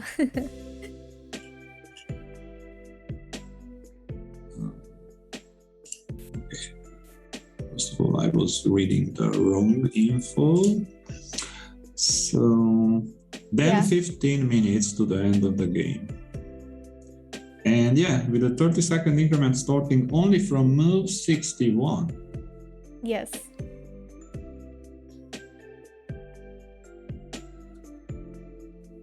And wait a second, a playoff will consist of 4 25-minute games. So For some reason, I was thought that I was reading about the World Championship, and this is the first time we have 14 games instead of 12, and it was stated that the last 2 World Championships that were played, there were like draws, and especially the previous World Championship played between Magnus Carlsen and Caruana were all draws. So all the 12 games were drawn in the classical format, and only Magnus won in the tie breaks. It's in rapid. So it was, like stated that last 2 World Championship were so many draws in the classical that we should increase the games from 12 to 14. And that's what happened this year. yeah, I mean, I don't think that there is a huge difference indeed between 12 or 14. That should not decide the fate of the games. I mean, 12 draws or 14 draws, it pretty much is up to the players. I mean, how solid they play. I guess we can say that the previous 2 World Championships were extremely boring. Imagine we have the same World Championship format played between Kasparov and Karpov. The World Championship would go on for so long, like draws not counting. Only wins. Yeah. I mean, that would be interesting, to be honest. Yeah. So it is like, a player to make 6 points, let's say, and then draws not counting. It would go on so long. Okay, my chat has a question for you. That are all the trophies in your background chess trophies? Yes, all the trophies are chess trophies. So here you go. Very nice. Okay, actually, yeah, looks like Nepo is thinking for some time, and yeah, also I will go for a short break and I'll be back in a few minutes, okay? Yeah, sure. Okay. So Penguin in chat says, I want Nepo to win as we need new champion. Well, yes, right now we have Magnus as a very strong favorite because he is a bit higher rated than his opponent, and Nepo is currently the world number 5, whereas Carlsen is world number 1 in terms of rating. So Carlsen is highly favored right now, but Nepo is extremely solid and strong player, and he can really surprise everybody in this championship.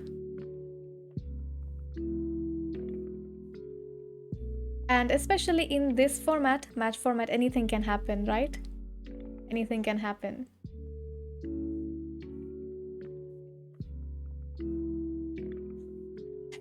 Lucky Frito, you're very funny. Yeah, this is actually the critical point, guys, of the game so far. So looks like both the players are now a bit out of the opening book here, and now starts the real middle game fight here. And this is pretty unclear position, we can say. So white is having two bishops well placed, looking at the king, and black is hoping to get one of the pawn breaks. So if black is able to get successfully, let's say d5, then black can be okay. Or if trades one of the bishop, then I think black is fine here and no problems at all.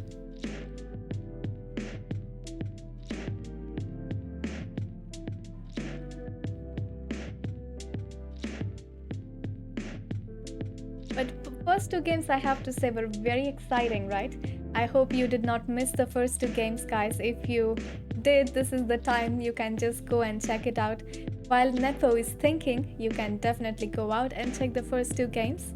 And in the first game, we also saw the royal pace, and we actually saw very novel preparation from both sides. So in the first game, we saw very interesting match where Carlsen, gave a gambit in the opening and then played for a compensation.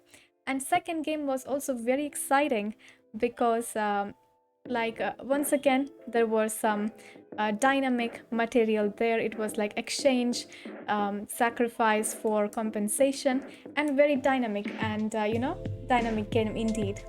So no peaceful draws so far, and that is the good news for us chess fans. We always like to see exciting chess, and they are here to deliver.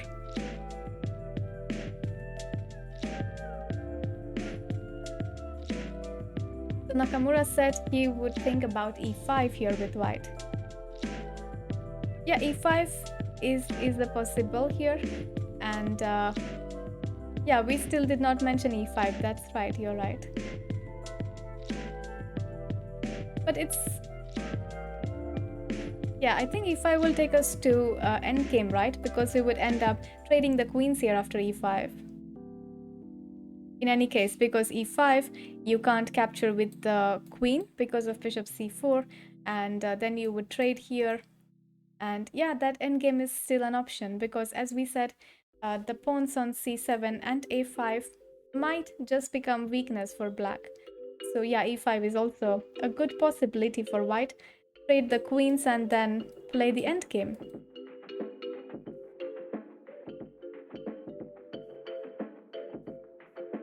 This is a tough situation for white, a lot of options. So as we said, we have rook d1, we have e5, we have bishop c2, and even like moves like f3 or h3, just to wait and control. F3 controls e4, or this just waiting and stopping maybe knight g4, bishop g4.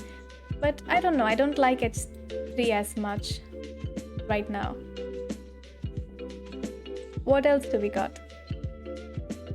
Oh, still no move. Yeah, you're back. Welcome back. Thank you.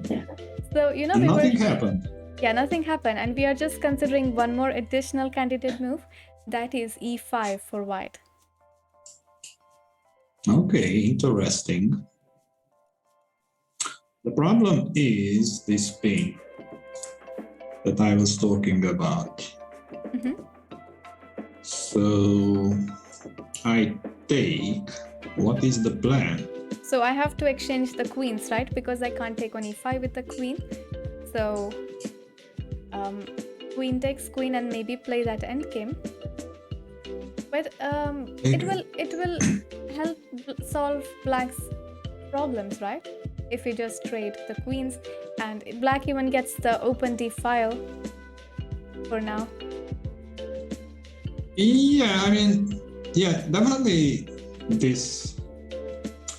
I mean, this is interesting. I mean, obviously, white has a long-term option, aiming those weak pawns, but also something like bishop b4. Suddenly, that bishop can become very strong.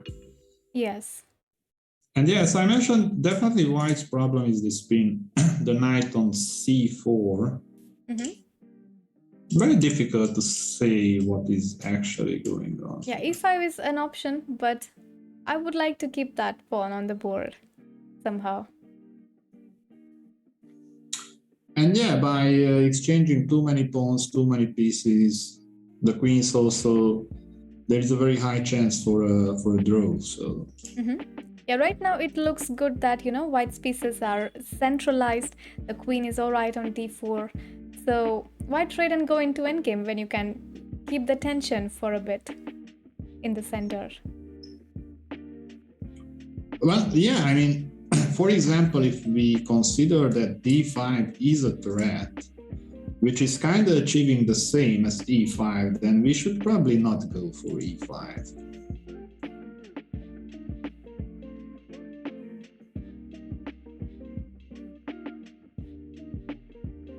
Yes. But yeah, I don't know. I mean, it is slightly different, obviously. But that bishop maneuver was nice, isn't it? Bishop b7 to c8 to e6, just on time to pin this knight and stop any bishop f7 tricks. Yeah, exactly. Yeah, bishop c2 is actually a move that many people in the chat like. To play bishop c2, get out of the pin, and maybe queen d3 after that. I also like with this idea, and also for the reason that if you go d5, I take, and if you take with the knight, then I don't know, maybe I might have some queen e4, preparing some mates. You're already going for a fat mate. Exactly. Yeah.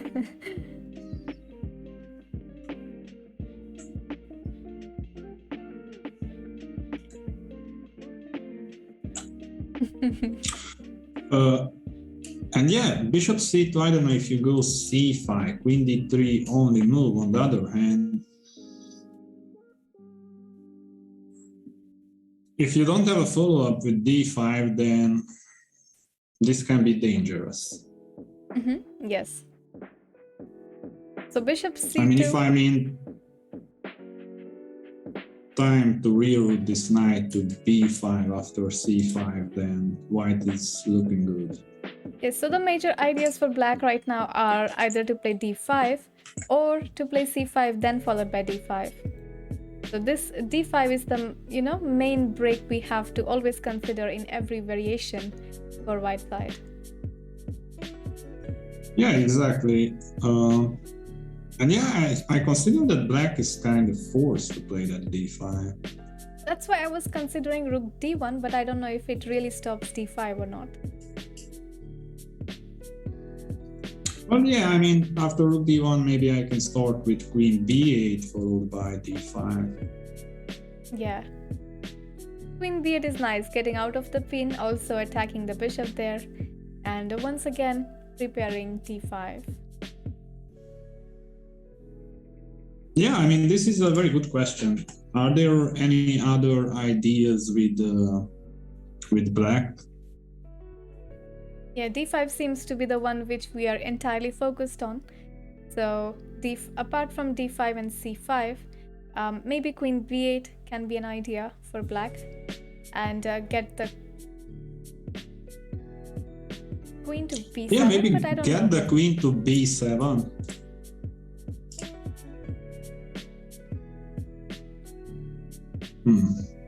Yeah, but okay, that queen b8 is not, I don't know, something that produces a big change. I mean, that's just a move. I wouldn't say that.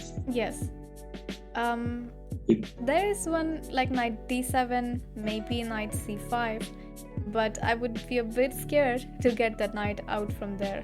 But okay, we are still defended, so no problem. So maybe knight d7 and go to c5 is one idea. And I think it's alright, because knight d7 we can also follow up with queen g5, let's say. Yeah, but I'm not sure what that queen is doing on g5. And also, yeah, knight d7, c5, it feels a bit slow, and also you will not have the c5 options.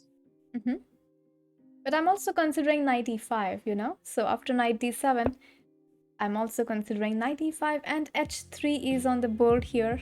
So a waiting move for white. Yeah. And we are back to the same question. Can black do anything else than d5 or not? Yes, so it's like we are waiting here. White is waiting.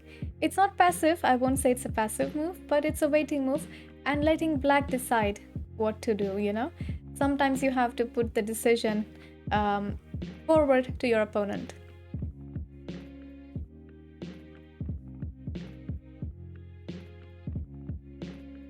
Yeah, so now I will black... not lie, I don't really see other ideas than d5. So now d5 or not d5 here. So should black take the pawn break here and go into an endgame, or just try to keep the pieces on the board? I'm still considering knight d7, you know, to get to e5 maybe. But after that f4 looks... but f4 we have d5 and bishop c5, okay.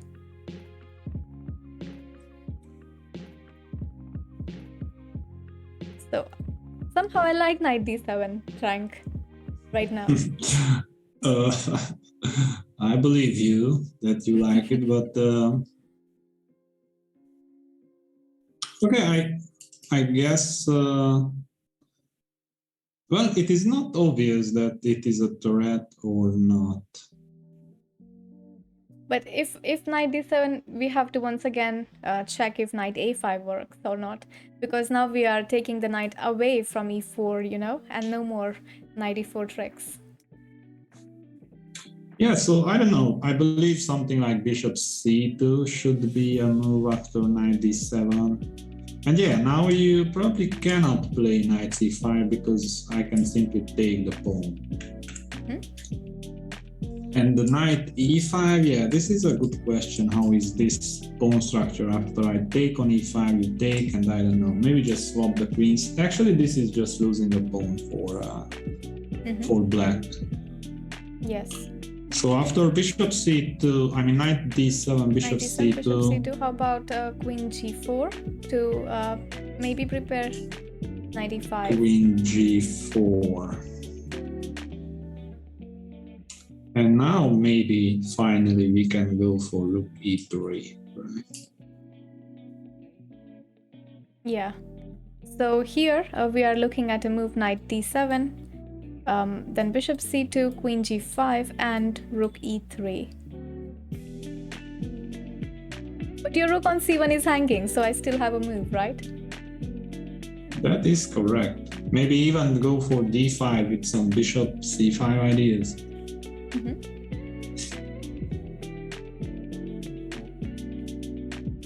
Yeah, that's, I mean, maybe even take on h3. So this rook e3, wow, bishop maybe h3 it is is just actually a blunder, pretty nice. Right? Wow, bishop h3 is pretty nice idea.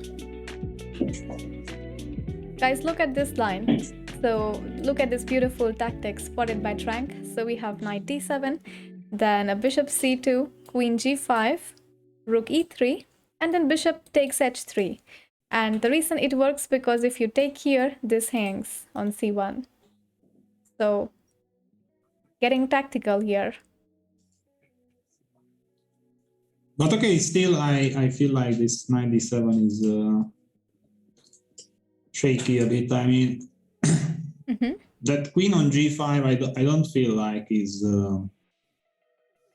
doing anything. I mean, okay, maybe I just have to play some king h1, or I don't know. I can play bishop d2 also if that queen annoys me. And yeah, also after king wherever, I mean, if I manage to play that f4, it is going to be devastating. Yes, I'm trying to find alternatives for d5, you know.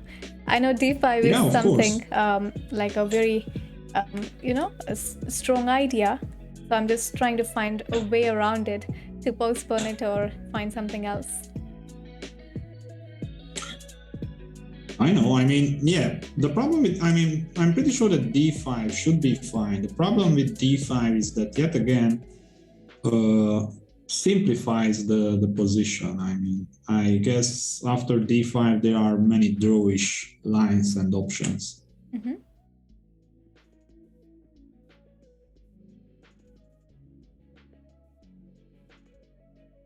It's so funny to sometimes read the chat on Leeches. People going crazy on every single move. So was h3 a good move or a bad move? Like, it's so funny, like, you know, people scrutinize every single move, no matter what you do.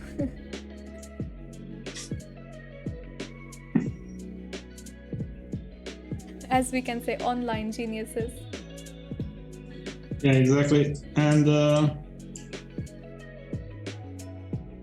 okay, for example, something like d5, e5, knight d5, bishop a5.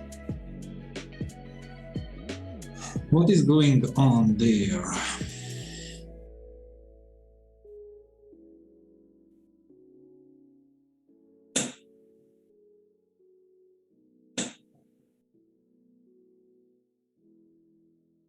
By the way, what are you playing next? Are you playing any OTP tournament? No, I'm not planning to play on the board tournaments for a while. I'm focusing on streaming and coaching. Mm-hmm.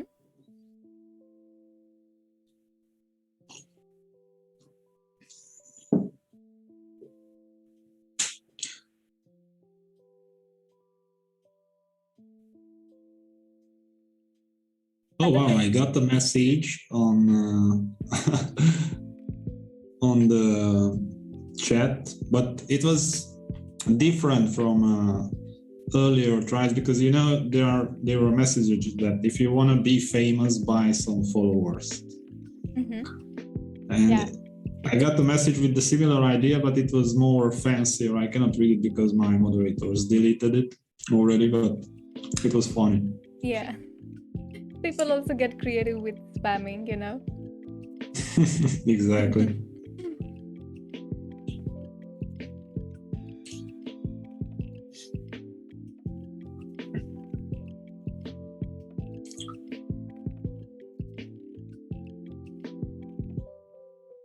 Anyway, the fact that Carlsen is thinking, Mm-hmm. it means that there are some other ideas than d5. Yes. By the way, I was following the broadcast on day one, and there were some problems with broadcast on, you know. So, like, we have the major broadcast as chess.com and FIDE and, you know, chess24. And they were having problems with all the streams somehow. It was very funny, I can say. If you followed, you know, some of the broadcasts, we had 3 main broadcasts and they all had problems and issues. Like some had Yeah, I audio didn't problems. follow because I was doing the same as today. Yes. So I was not streaming and I was just following, you know, all the different streams on Twitch. And yeah, it was pretty strange that there were issues. I hope that they are resolved. And this World Championship is actually very important right now for all of us, for chess in general, because the thing is that this is the first World Championship after the boom in chess, you know, like after the Queen's Gambit, let's say, and since last 1-2 years, so many new people started playing chess. So this World Championship is extremely important in terms of making the chess a popular sport. So, you know, Yeah, definitely. we have a lot of more people following this championship. And yeah, that is very important so that all the things related to World Championship go smoothly. So as a chess fan, I want, you know, that we have great broadcast, great coverage of the event so that people can follow and enjoy the seamless coverage. Yeah, I mean, of course. And only if you see on Leeches that 12,000 people are actually watching and following the games, that's pretty huge. Yes, I mean, yes. that means that worldwide, I believe that probably, I don't know how many 100,000 people probably watching and following this event. Yes, and we have so many different sources, right? So Lichess is one of the platforms, and we have already many people here and following like every game. It's pretty exciting. And actually, I wanted to check during the games how many people are on Twitch watching chess. And look at that, 95K. Wow, that's good. That's pretty good stat there. That is amazing. Hello, Orange Theory. And yes, yeah, basically we are in top 10. This is the first World Championship after, the Queen's Gambit and so many things like happened in last 1-2 years. So we have a great boom in viewership, I have to say. Yeah, in the online chess generally, I would say, I think people were interested about chess even before, but you can see there are so many online events and so many chess players started to stream. There are better coverages of the tournaments online and so on. I mean, yeah, this is like the most important event in chess, like World Championship. Come on. And yeah, definitely this shows how many people are interested in chess. I mean, to have 95,000 viewers, that's amazing. Yeah, definitely. And okay, this is only on Twitch. I mean, I believe there are a lot on YouTube also, not to mention chess.com, chess24, or some people just like follow, the game chess part. So they just follow on Lichess or, as you said, chess.com. So yeah, I guess it must be like a lot, more than this number. So yeah, actually it is possible that we are talking about millions here. I mean, and yeah, I'm talking about active followers. I mean, that they are tuning in every day and are interested about the many people also follow after the game, right? Or just check in between, not following live, but they just like check, or after the game follow the news, or later they check the games. Yeah, exactly. And even I guess there are many that, okay, even if they don't see the games, they care about the results and so on. So, this is a very, very like popular World Championship, I have to say. And talking about little bit about history, I think so far the most watched World Championship would be still Fischer Spassky. What do you think? Well, I'm not sure. I guess so. But like most followed World Championship match. It is difficult to say. As I mentioned, I mean, the numbers right now are pretty high. Not to mention that there is also a very good television coverage about the event. I think it is the first time that chess appears on several TV channels. So chess is live broadcasted on mainstream television as well? Yes. I'm not sure on which one, but definitely we are talking about very high numbers now. Yes. This will beat it, yeah. So this World Championship may beat the, followers coverage than Fischer Spassky. You're saying, yeah, that is possible, yeah.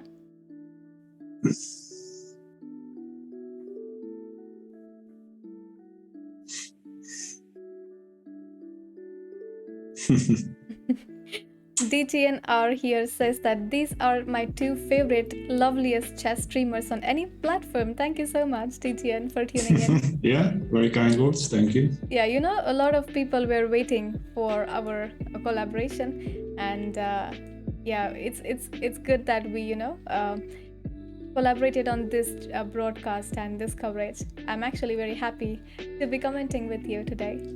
Yeah, definitely. I enjoy it. And yeah, also, I mean, I did the first 2 days alone, and I had to talk so much that after 4 hours, I could only barely speak. Yes. This is way more relaxed this way. Yes, and we have been talking about a collaboration before, maybe sub battle, but I think this is even more interesting than that. To follow the Yeah. world championship and discuss our ideas. Yes, of course. I mean, when you watch a game, or just generally when it comes to chess, to have a second opinion, it makes it more interesting. Yes. So right now, the time situation is that Magnus is thinking, and yeah, it's only now almost difference is only 10 minutes or something like this, and it's like almost equal, you know. Yeah, it is very interesting Not a that big he difference. spent already almost 20 minutes with black, you know.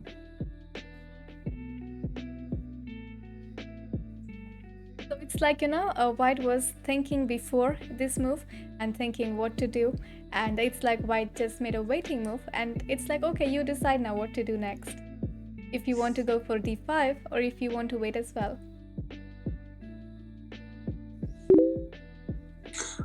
Yeah, I'm pretty sure that Carlsen considers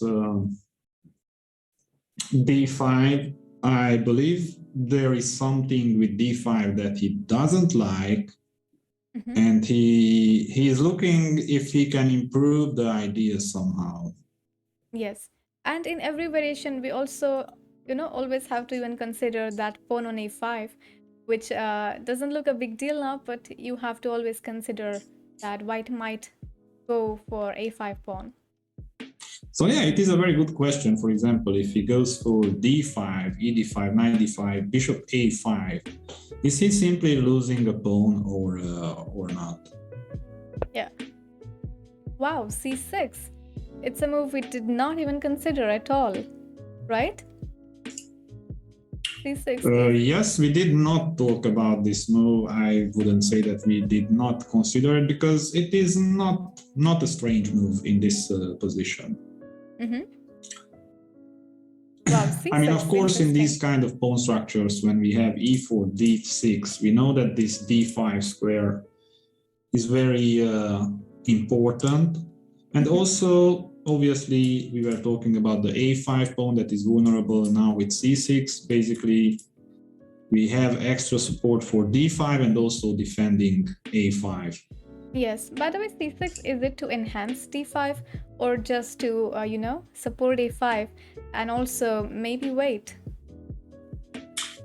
Yeah, I mean, this definitely doesn't mean that you want to force to play d5. I mean, these two pawns on c6 and d6 actually covering pretty well the fifth rank.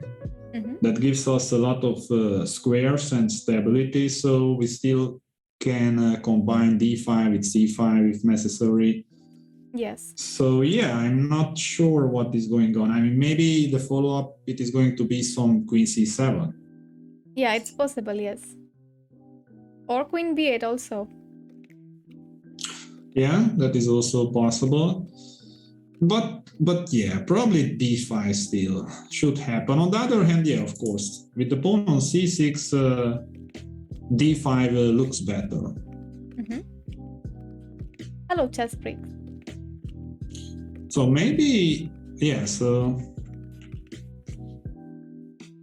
Okay, you could not stop c6. I was thinking instead of h3, I don't know, to play rook d1. But for example, if black wishes to go for c6, he can still do it. And once again, it's like c6 is, like a waiting move, we can say. And it's like, okay, White, you decide now what to do next. So the main decision still remains where to break through. Well, I like this c6, definitely. I mean, yeah, it feels like d5 it is going to be stronger with the pawn on c6, because now we'll have a stable square in the center, which is always nice. So let's say here if it was black's turn and you get d5. So ideally, how would we want to recapture after ed5? Well, I would say that not with the pawn. Yeah, okay. So maybe with the bishop, and the pawn and bishop are like very strong defending each other and Yeah, not exactly. moving the knight from f6, which is a defender there. Okay, I also like the knight on d5, and yeah, there can be a very simple reason for this c6, that he could not play d5 because the a5 was the pawn was hanging. And yeah, maybe he just wants to solve that issue. As I mentioned, d5 I believe should or will happen at one point, but yeah, maybe there was a concrete issue right away with the d5, so that's why you play c6 first. Okay, so it is not necessarily a waiting move. We see bishop c2 on the board right now. Okay. Hello, Ankita. This is also logical and normal. And what to do now? Okay, just checking that d5 knight p6 is not an option because of c5. Yeah, and also something like rook a6 or... Yeah, but c5 is, I guess, just winning material. Yeah, right? just winning the knight on spot. Yeah. So.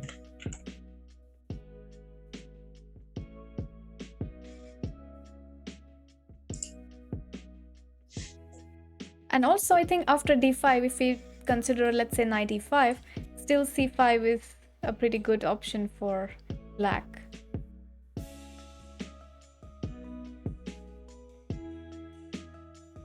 So after d5, white has to take on d5, right? Otherwise, black just pushes and marches forward with c5 and maybe d4. Yeah, no, I mean, white has to take on d5. And black also is kind of forced to take with the knight, I believe. I mean, if you take with the bishop, I can take on e8. If you take with the queen now, I can play this knight b6, which is pretty annoying. Yeah, so if we take with the bishop, this, and we have to, look out for a5 pawn now. We have to look out for a5 pawn. But yeah, after knight e5, I'm not sure. But yes, I mentioned I like this bishop on c2 because we can have intermediate moves like queen d3 or queen e4 going for some mates. Yes. I was also thinking about queen c7, just, improve a little bit. But whenever we move the queen, we also have to consider that white can just move the queen and put pressure on f6. For example, queen c7, white may play queen d3. And, now the bishop f6 is an actual threat. And the knight d7 falls for e5. So... yeah, this looks dangerous for black.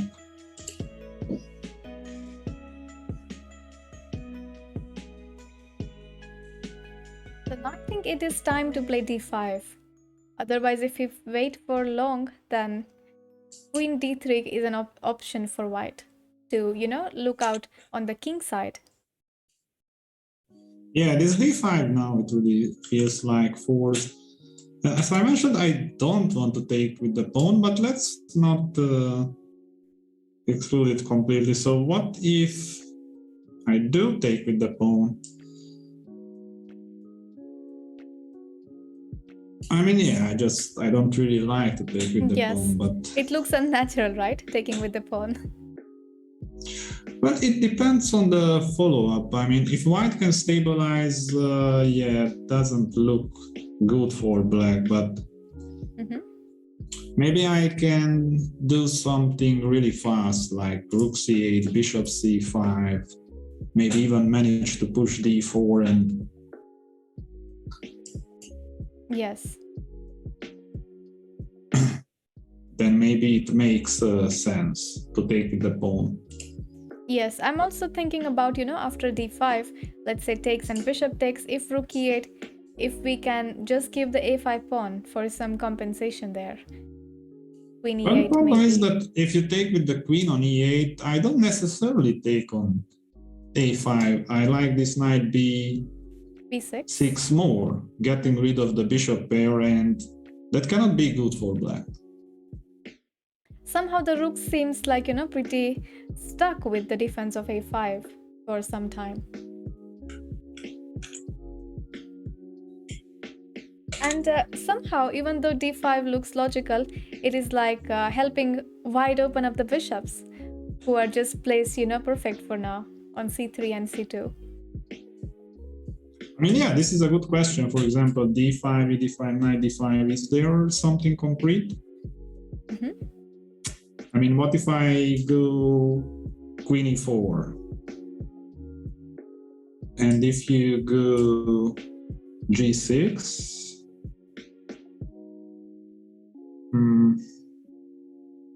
Yeah, it's like we want to play d5, but it also helps white to improve his bishops on c2 and c3.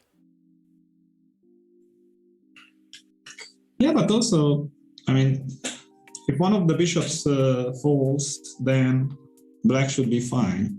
Mm-hmm.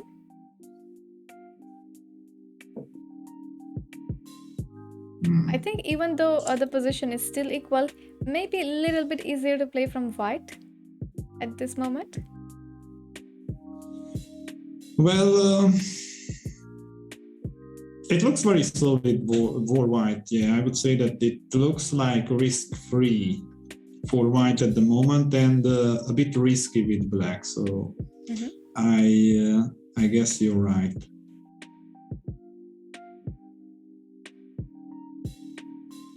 By the way, you mentioned earlier that you have played Nepo in tournament games.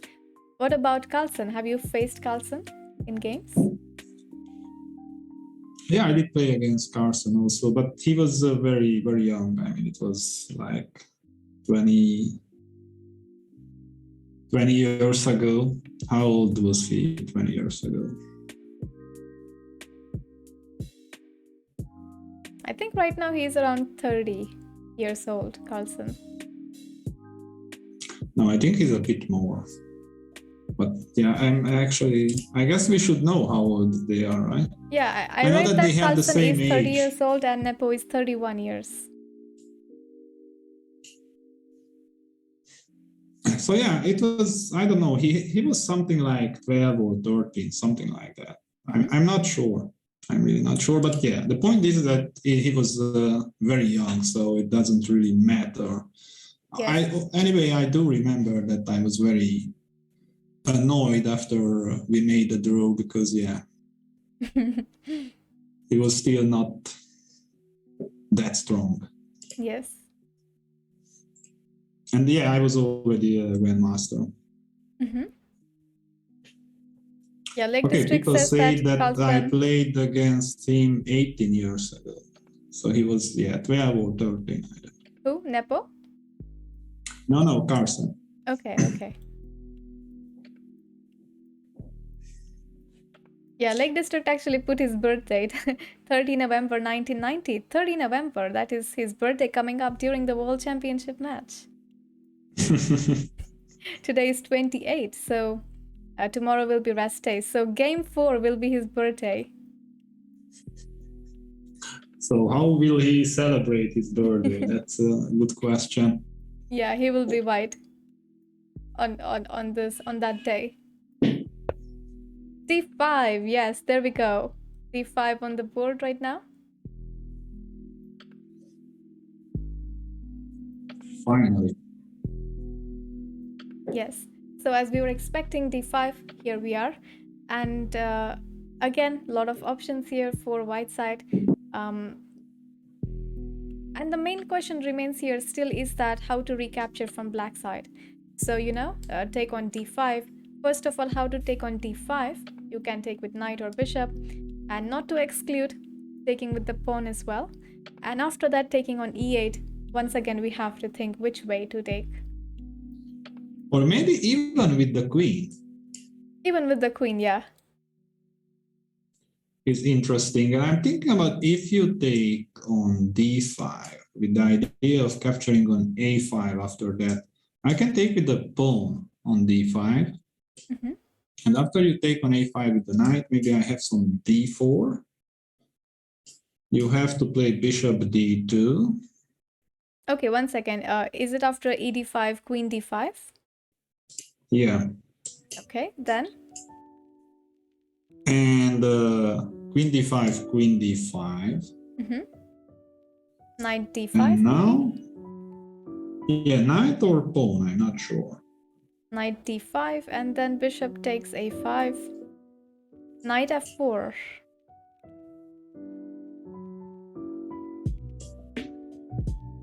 Or knight wherever, actually.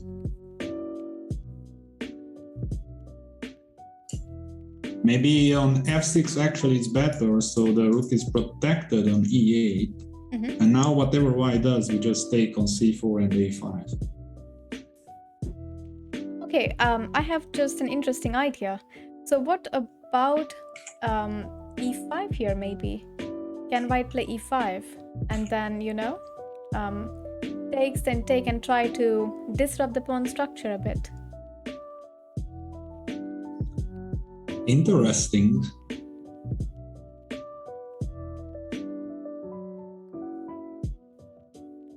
Interesting, but it can also backfire. E5 and c5. Yeah, e5 we were considering c5, right? So e5, c5. Yeah, c5 I am thinking about. Queen h4 maybe? Or maybe even just go on d3. I mean this. Okay, if you go on d3, then I have knight d4. Mm-hmm. e5, c5, queen h4. I like queen h4. h4. Actually, I was thinking that maybe there is d4.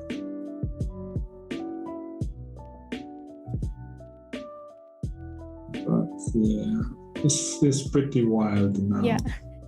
So actually, after e5 and c5, the question is where to move the queen. If we are going to play this line, we should have a good square for the queen right now. Well, e5 definitely feels like very dangerous for white. Lucky Fritter says that moves are either good or bad. I don't believe in interesting moves. That's what that's the word you use when you don't know the evaluation. don't tell the secrets. But that's okay. So we have e5 on the board. Wow, very e5 on the board. So no peace today. No peace today. Amazing, I would say. This is a bit of surprise. I will not lie. Yeah. So this is something when you are put on sport, you should always have this answer ready. So if somebody asks you in interview or on live, how do you evaluate some position, or how do you like this opening? One easy answer is depends on the position. That is very common answer. And second is it's unclear or it's interesting. So you don't have to really give the evaluation there. Yeah, exactly. I like to use the evaluation complicated. Yeah. Unclear, complicated, interesting are all good, So, guys, if you want to, if somebody asks you a question about World Championship and if you want to sound, strong, you just use these words and you are good to go. Yeah, exactly. You cannot go wrong if you don't say anything concrete. Yeah. You be neutral. And you can never go wrong. So this is something you take from today's stream. How to sound like a strong player without being one. Or not necessarily without being one, but not doing anything. I mean, if you want to know what is really going on, definitely, even for commentators, I mean, often when I follow these games, I'm calculating so much and I'm trying to understand the position and trying to explain what is going on and so on. I am so tired. It is maybe even more tiring than playing, to be honest. Yes. Okay, d captures c4, and actually black did not take so much time here to consider c5. What are we missing after c5? Well, I don't think that we are missing anything. He was simply prepared for this e5, I believe.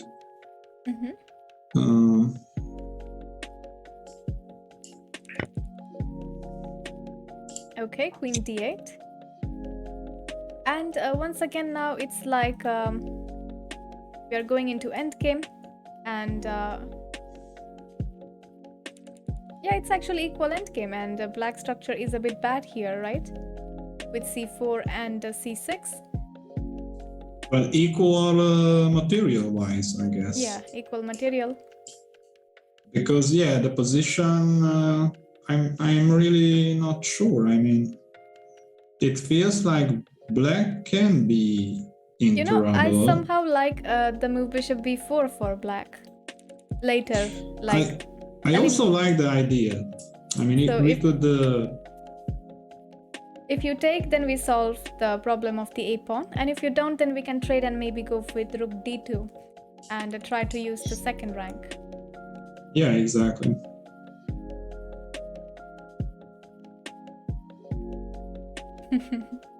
Hello, Ismail.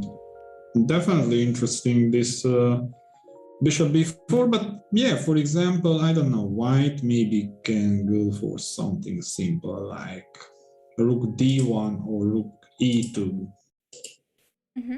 Yeah, actually, you know, here black is thinking maybe rook a capture d8 is also possible, because then next move you play bishop b4 anyway, right? That is correct. This is also an option, because here and then you play bishop b4 next, and you don't need that rook. Okay. Okay, he took with the e rook on d8.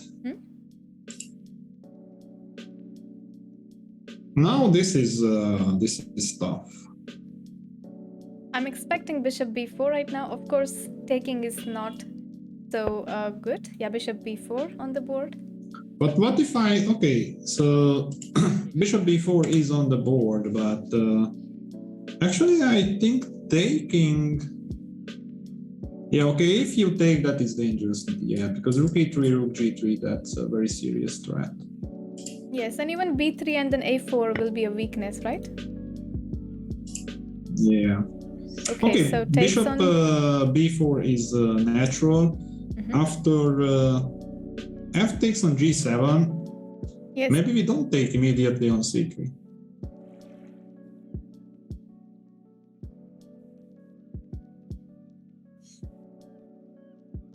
I think white is going to go for rook d1 next anyway, right? To challenge on the d file. So eventually we might have to take on c3. Yeah, I guess we have to. Okay, we are not forced to take on g7 immediately. Yes. So we can maybe we take do and something just go rook like d2. Take and go rook d2. But even if we got the rook on, you know, like the second rank, there are no weak spots for now. At least for now. Yeah, I don't really like rook d2 because it doesn't do much. I would prefer, for example, to bring the rook on b2. So maybe rook b8 and just control another file? Yeah, rook b8. But yeah, rook b1 will happen, I believe. Or, okay, rook d2 first can have the idea that if you play king f1 with the idea of rook e2, maybe now I can go on b8. Yeah, g6, we don't have to hurry up with g7 anymore. So, yeah, I think bishop c3 is something we will see next. And then either rook d2 or rook b8 after that.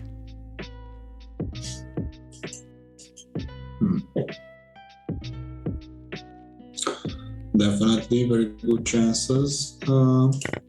Yeah, bishop c3 happened. So, bc3. Yeah. And now here either rook d2 or rook b8 here.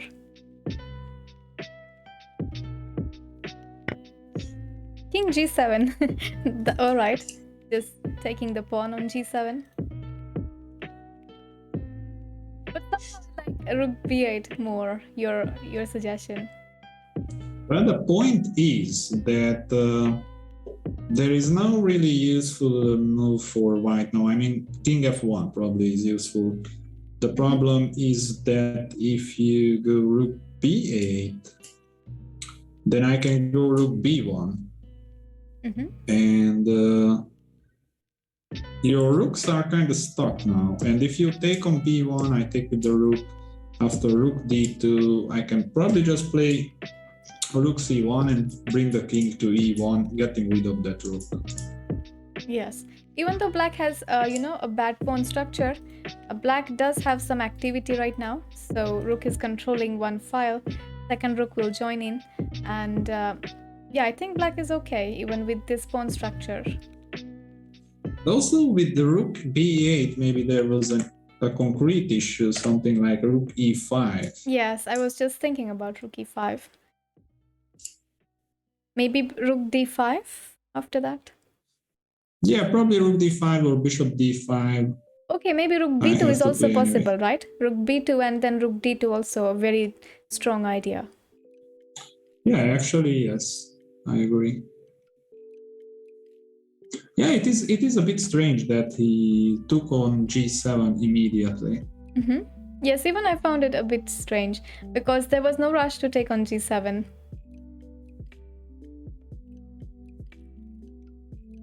I mean, it would be important to take on g7 immediately if you plan something like bringing that king somewhere, but it doesn't feel like the black king is that important right now. It is the fight about activating the rooks. Yes. King f1 on the board. But okay. So, I was also considering bishop e4, but then that might just go into rook endgame after bishop d5. Yep. And I was actually thinking, how would I take it, Like bishop d5 will happen, and if takes, and that is actually an interesting idea, which to take. Because I want to take with the pawn, but I also want to take with the rook. It's a dilemma there. I think after bishop e4, I'm not forced to play bishop d5. Maybe rook d6?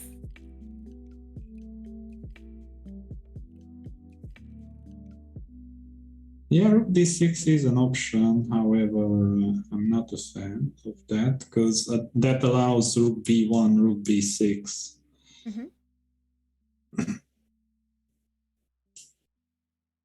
Yeah, this is, but also with bishop d5,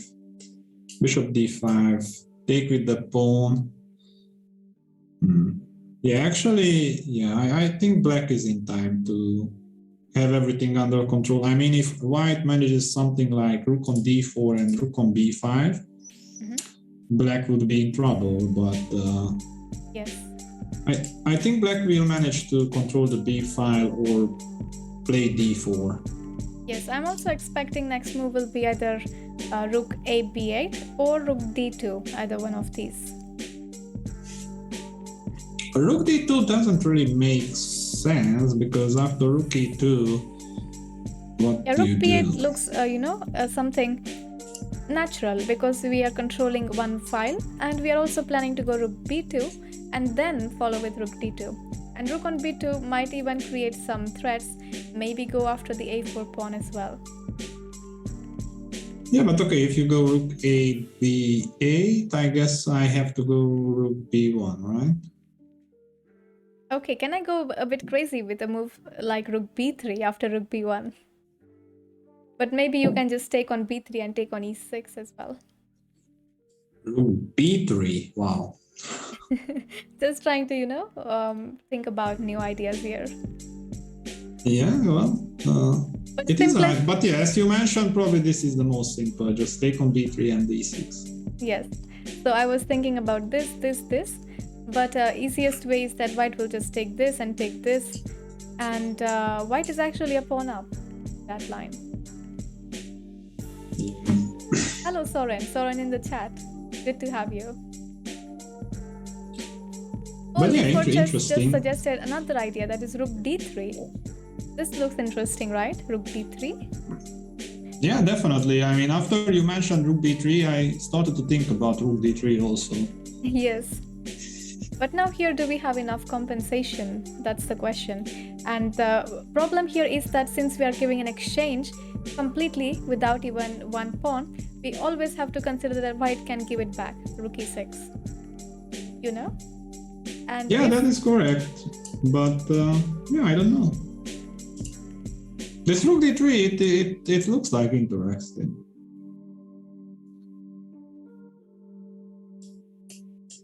Especially with the king on f1, because bishop c4 comes with a tempo. But I'm considering like white will just take on d3 and then take on e6, at least. Okay, but... yeah, I think that is still playable, because eventually we can get c5, and if white plays c4, then we can get rook d4, and then we don't lose any pawns. But yeah, definitely. But actually, yeah, I don't know what is going on here. Yeah, Soren, rook b8 and rook b2 is the first idea. We are just brainstorming into different options right now.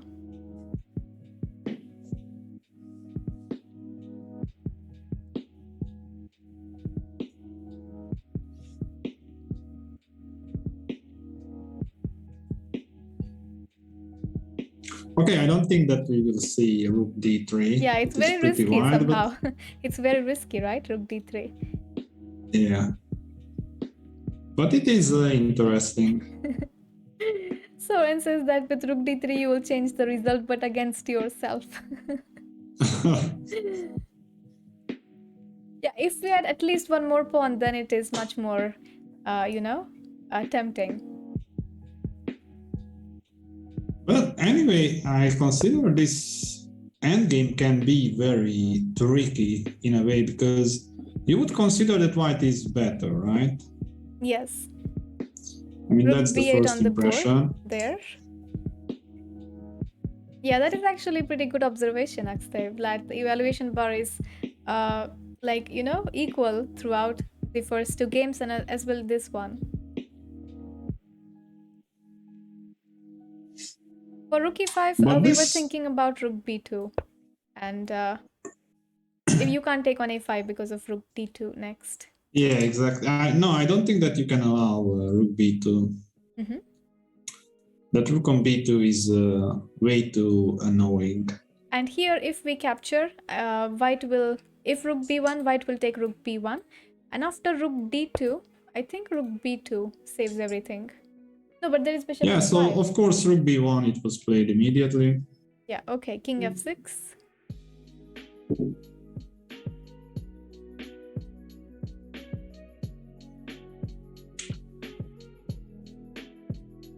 So yeah, as I mentioned, probably that was the point, taking on g7 immediately, that it is not much that you can do or force with black. So yeah, slightly improving the king is the maximum that you can do.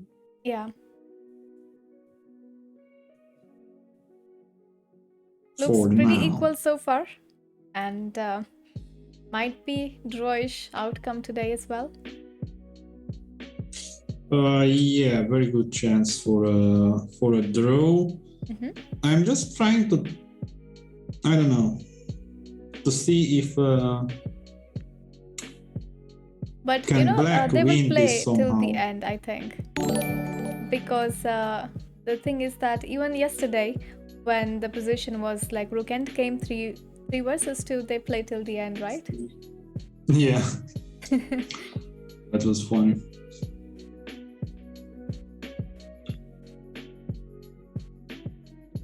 So yeah, I'm trying to see if I mean, for white, obviously there are some winning chances here, I would say, because of the double pawns, and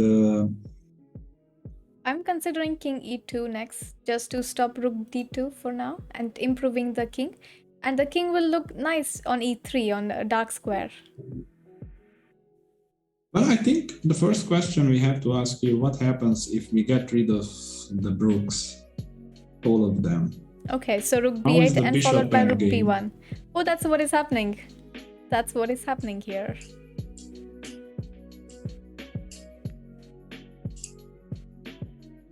Now the bishop endgame is something we can, look forward to. And yeah, rook b1 is happening. Rook b1 is here on the board right now. Okay, black is not forced to take on b1. But the thing is that if we play rook d8, white can maybe play king e2, and then the rook has much more options like b6, Yeah, exactly. Everybody in chat saying it's a draw now. Yeah, okay, for example, I was thinking that maybe black can do something like... okay, he took on b1, but I was thinking not to take, to play something like rook d8, king e2, bishop f5, getting rid of the bishops, going for a rook endgame actually, with the idea that after you activate the rook, I can also have my counterplay with rook d3. But yeah, the black pawns are just too weak, I guess. Yes, and just for, like knowing, I was also considering bishop f5, and I think the pawn endgame might favor white here. Well, the pawn endgame definitely is in white's favor, but actually the question is that can black hold or not, and generally in opponent games with an outside passer you should win. Yes, because with this structure with double pawns on the queen side, like in general I would say it might prefer white, because the strategic idea for white is that white will try to create a passed pawn on the king side because it's where he had a majority, and then use a distraction and then go after the queen side pawn. And in return, black can't create a passed pawn just with his own pawns right now. No, I believe that black will aim for a kind of a fortress here, based on the fact that the a4 pawn is pretty weak. So something like c5 with the bishop on d7, c6 will just wait for white to do whatever. But yeah, probably white can do much also. f5 very quickly played, trying to get the pawn on f4 and using the dark squares. And you see that if black just puts his pieces on dark squares, it's very difficult to move them. Okay, so something like yeah, I don't know, maybe start with g3, f4, h4.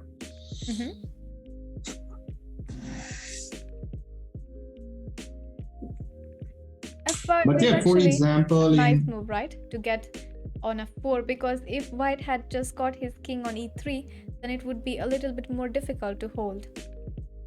Yeah. And if white gets king e3 and f4, let's say, then it becomes much more difficult because the king can have some squares here, and if you play here, maybe reroute the bishop and try g4, like some ideas like this. Yeah, definitely. I mean, I don't know. I mean, for example, maybe there was an idea, something like put the pawn on f6, then, I don't know, c5, and yeah, just stay with the king on d6.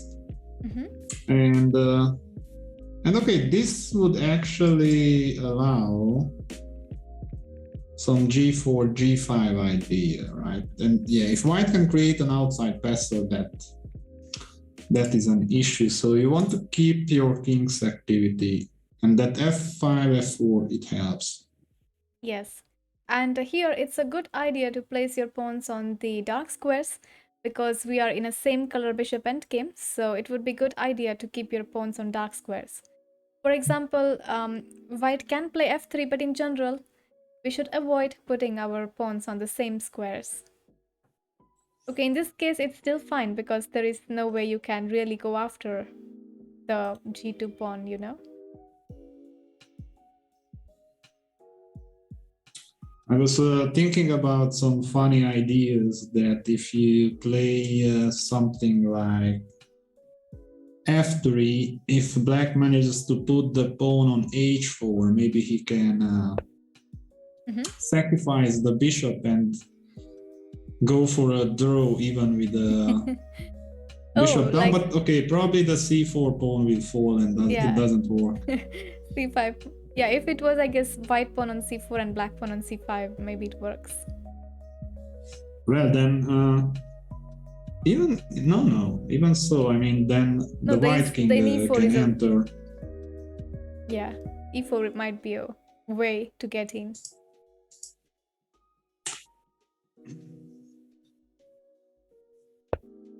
Okay, c5 on the board right now.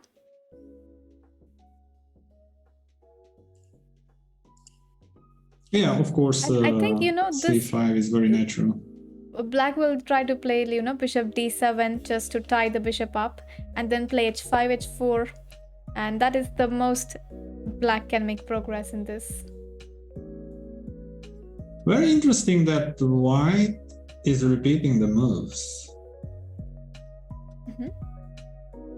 I mean, maybe he's offering a draw by repetition. But there's nothing else here, I mean, except f3, I guess. Because right now you can't play g3 because the h3 pawn hangs, and maybe h4. That's... Well, I guess h4 is the only try. And then what? Well, yeah, that's a good question, because maybe if you go for h4, there is some bishop g4 check. Yeah, only try is that if I get bishop c6 and give f3, but white will play f3. Yes, exactly. So f3 was played.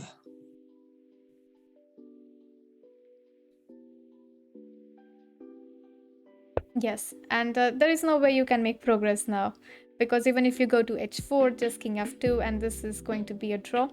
And now, in this case, maybe pawn and game might be also a draw if you just get h5, h4 and stop g3. Well, if you can get that pawn on h4, then it is a dead draw, definitely. King f6 was played.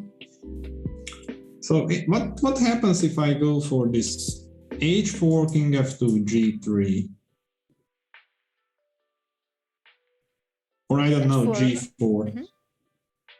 But yeah, actually it feels like a fortress. Looks like this is the last try for white to try to get g3.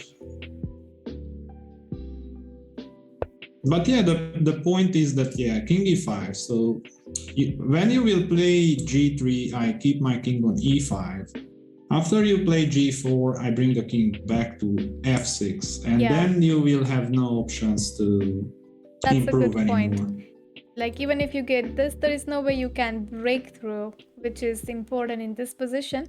And look at the pawns. I mean, the pawns are completely stopping all the entry points for both sides. So there is no way to activate the king. Yeah, okay, actually he went king f6. Okay, and after g3, he will probably just play king e5. G4, looks king like f6. We will be looking at a draw soon. And we have a fortress here. Somebody was mentioning that Carlsen doesn't believe in fortresses. Did he say something like that ever, or? I don't know. I don't know. And g3, I think even taking on... Yeah, they're, I guess, repeating now. So looks like we are heading for a draw in game 3. Yeah, this is just a dead draw. But again, I have to say that even though we have a third draw in the match, this was still an exciting game, right? This was still an exciting game. Compared to the first two games, I wouldn't call this a fight, to be honest. But there were some chances where it could really go wild, especially with variations like d5 and e5. So yeah, there were some possibilities of getting tactical ideas. Well, I don't really see where could they do something better? I mean, it was pretty much straightforward. And, Yeah, okay, draw is agreed. So here we have the final result, and yeah, well played for both of them. I think they just made the time control and then took the draw with additional time on the clock. Yeah, of course. I mean, no, no point of wasting time in this position. Mm-hmm. And yeah, Carlsen has a fortress here, even though he doesn't believe in it. Yeah, and here there is no way to make progress right now, and a peaceful draw. I think the end game was, pretty drawish. So if somebody has to change, it might be in the middle game, and I think it's a fair result. Both of them played very strong game today, and pretty fair result. I don't know. I would say that they played correct chess. Mm-hmm. And okay, obviously, I feel like Carlsen had way more limited options than Nepo. So Mm-hmm. yeah, I think we can say that Nepo with white, it was a bit modest. Yes, but actually that was still a good try by white, right? To play this c4 line and try to get some activity in the center. So I think that was a good try to play from white side. Not completely just solid, but also very dynamic. I don't know. I'm not satisfied with this game. You were here I was for a hoping result for today. not about the result. I mean, Mm-hmm. in the first two games we could see draws and even end games, but it felt like fighting interesting games. Mm-hmm. This one was very straightforward and not that many critical situations, I would say. I mean, I couldn't see the chance where they can go really wrong. Mm-hmm. Yes, so you have been streaming all the 3 games that happened. Out of the 3, which one would you say was, exciting so far in the match? I like the first two both. I consider equally interesting and exciting. Mm-hmm. This third game, it felt like very dry to me, to be honest. Mm-hmm. Very straightforward. Yes, it's like the first game. What happened was that the material was imbalanced. I have to say, like first game, it was like a pawn, and you have compensation, and in second game also it was imbalanced in the way that one side is having exchange and other side is having a compensation. So yeah, I think imbalanced positions are more, like exciting, we can say, to watch. Yeah, Because and for example, yeah, you were saying? It's difficult to evaluate imbalanced materials. Yeah, exactly. What I want to say that in the first two games, I consider that Carlsen took the risks when he had the chance. He went for the initiative.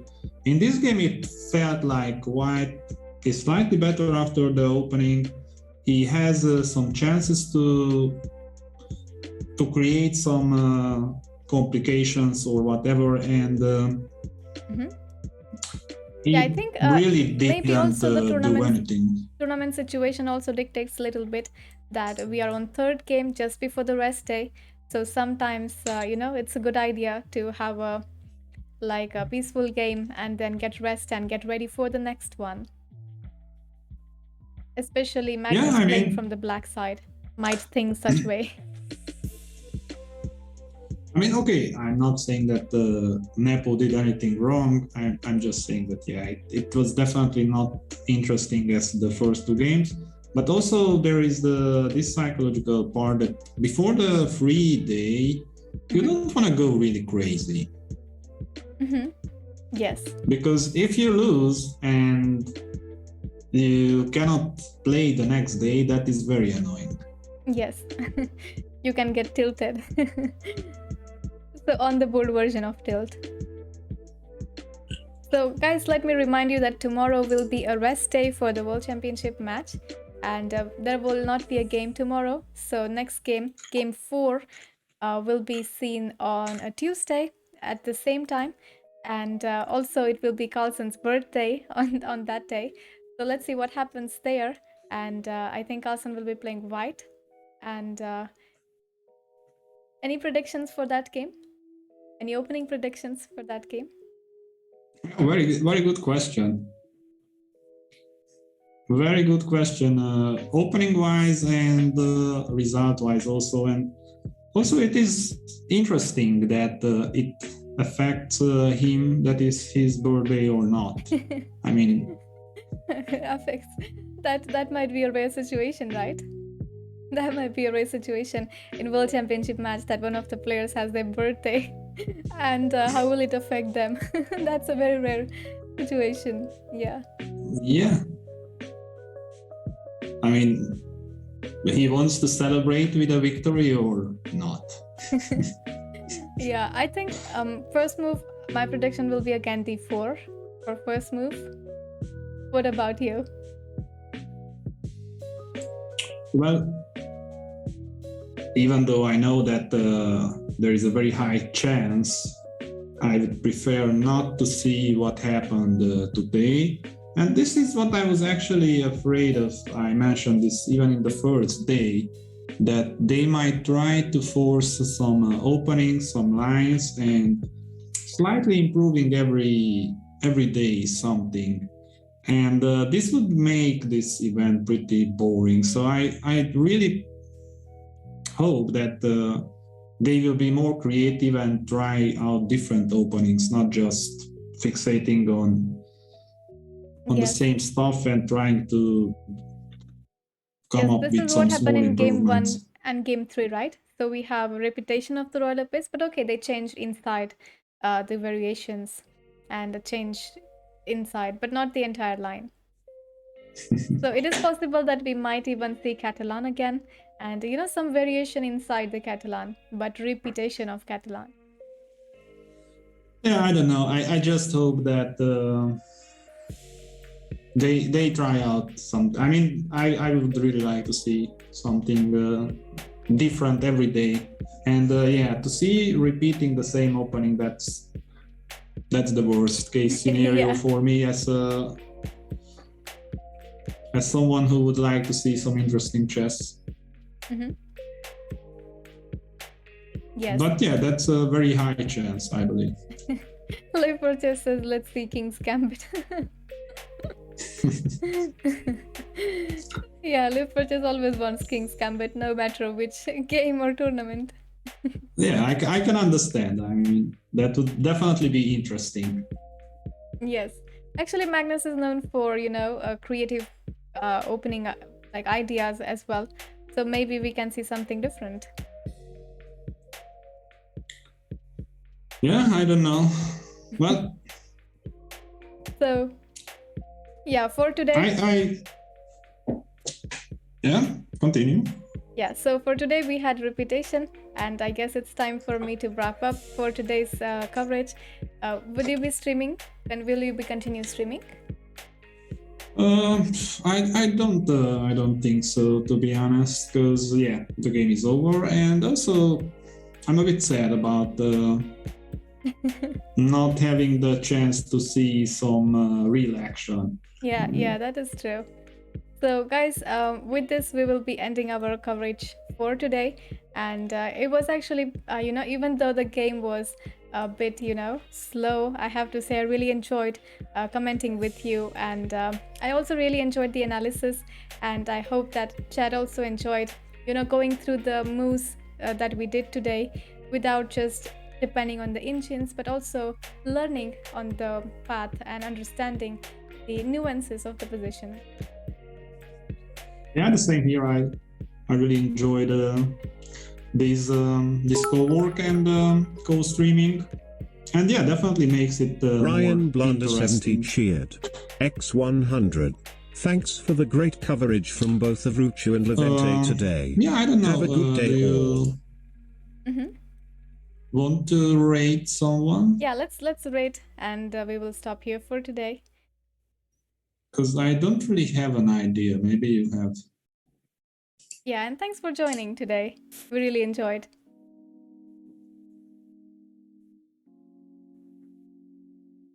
If you are continuing streaming, I'm gonna rate you. I will not. So don't do that. But yeah, give me an idea who to rate.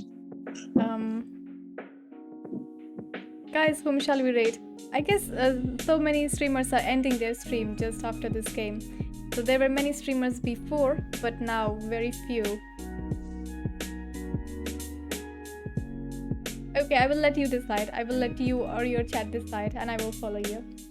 And yeah, also, by the way, I got the raid earlier from Zviad. I had no chance to thank him. I don't know if he's still here.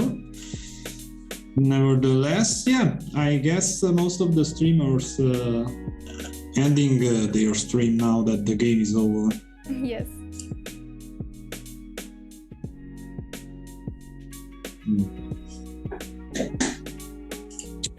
Absolutely no idea.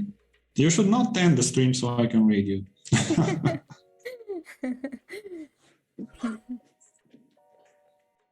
Okay, I will let you and your chat decide anyone that you want. We will rate them together. My chat is not saying anything.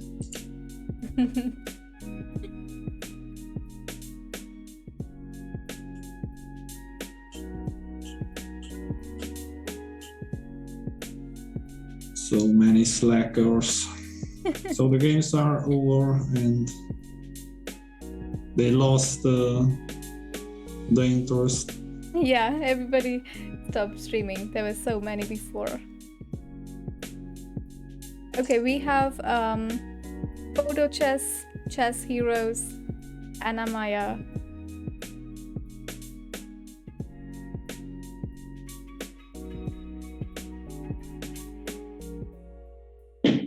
I have absolutely no idea. I can actually see someone is streaming on chess. Okay, let's rate them then. Chess Network, but yeah, I have to Yeah, but see Chess if I Network can. has like 2,000 viewers, so maybe they don't need it. Oh, I see. Then I don't know. Okay, let's rate. Well, no, I don't see any small streamers, to be honest. Okay, let's rate maybe Anna Maya. Yeah, we can definitely do that. Okay, let's go then. Okay, there you go.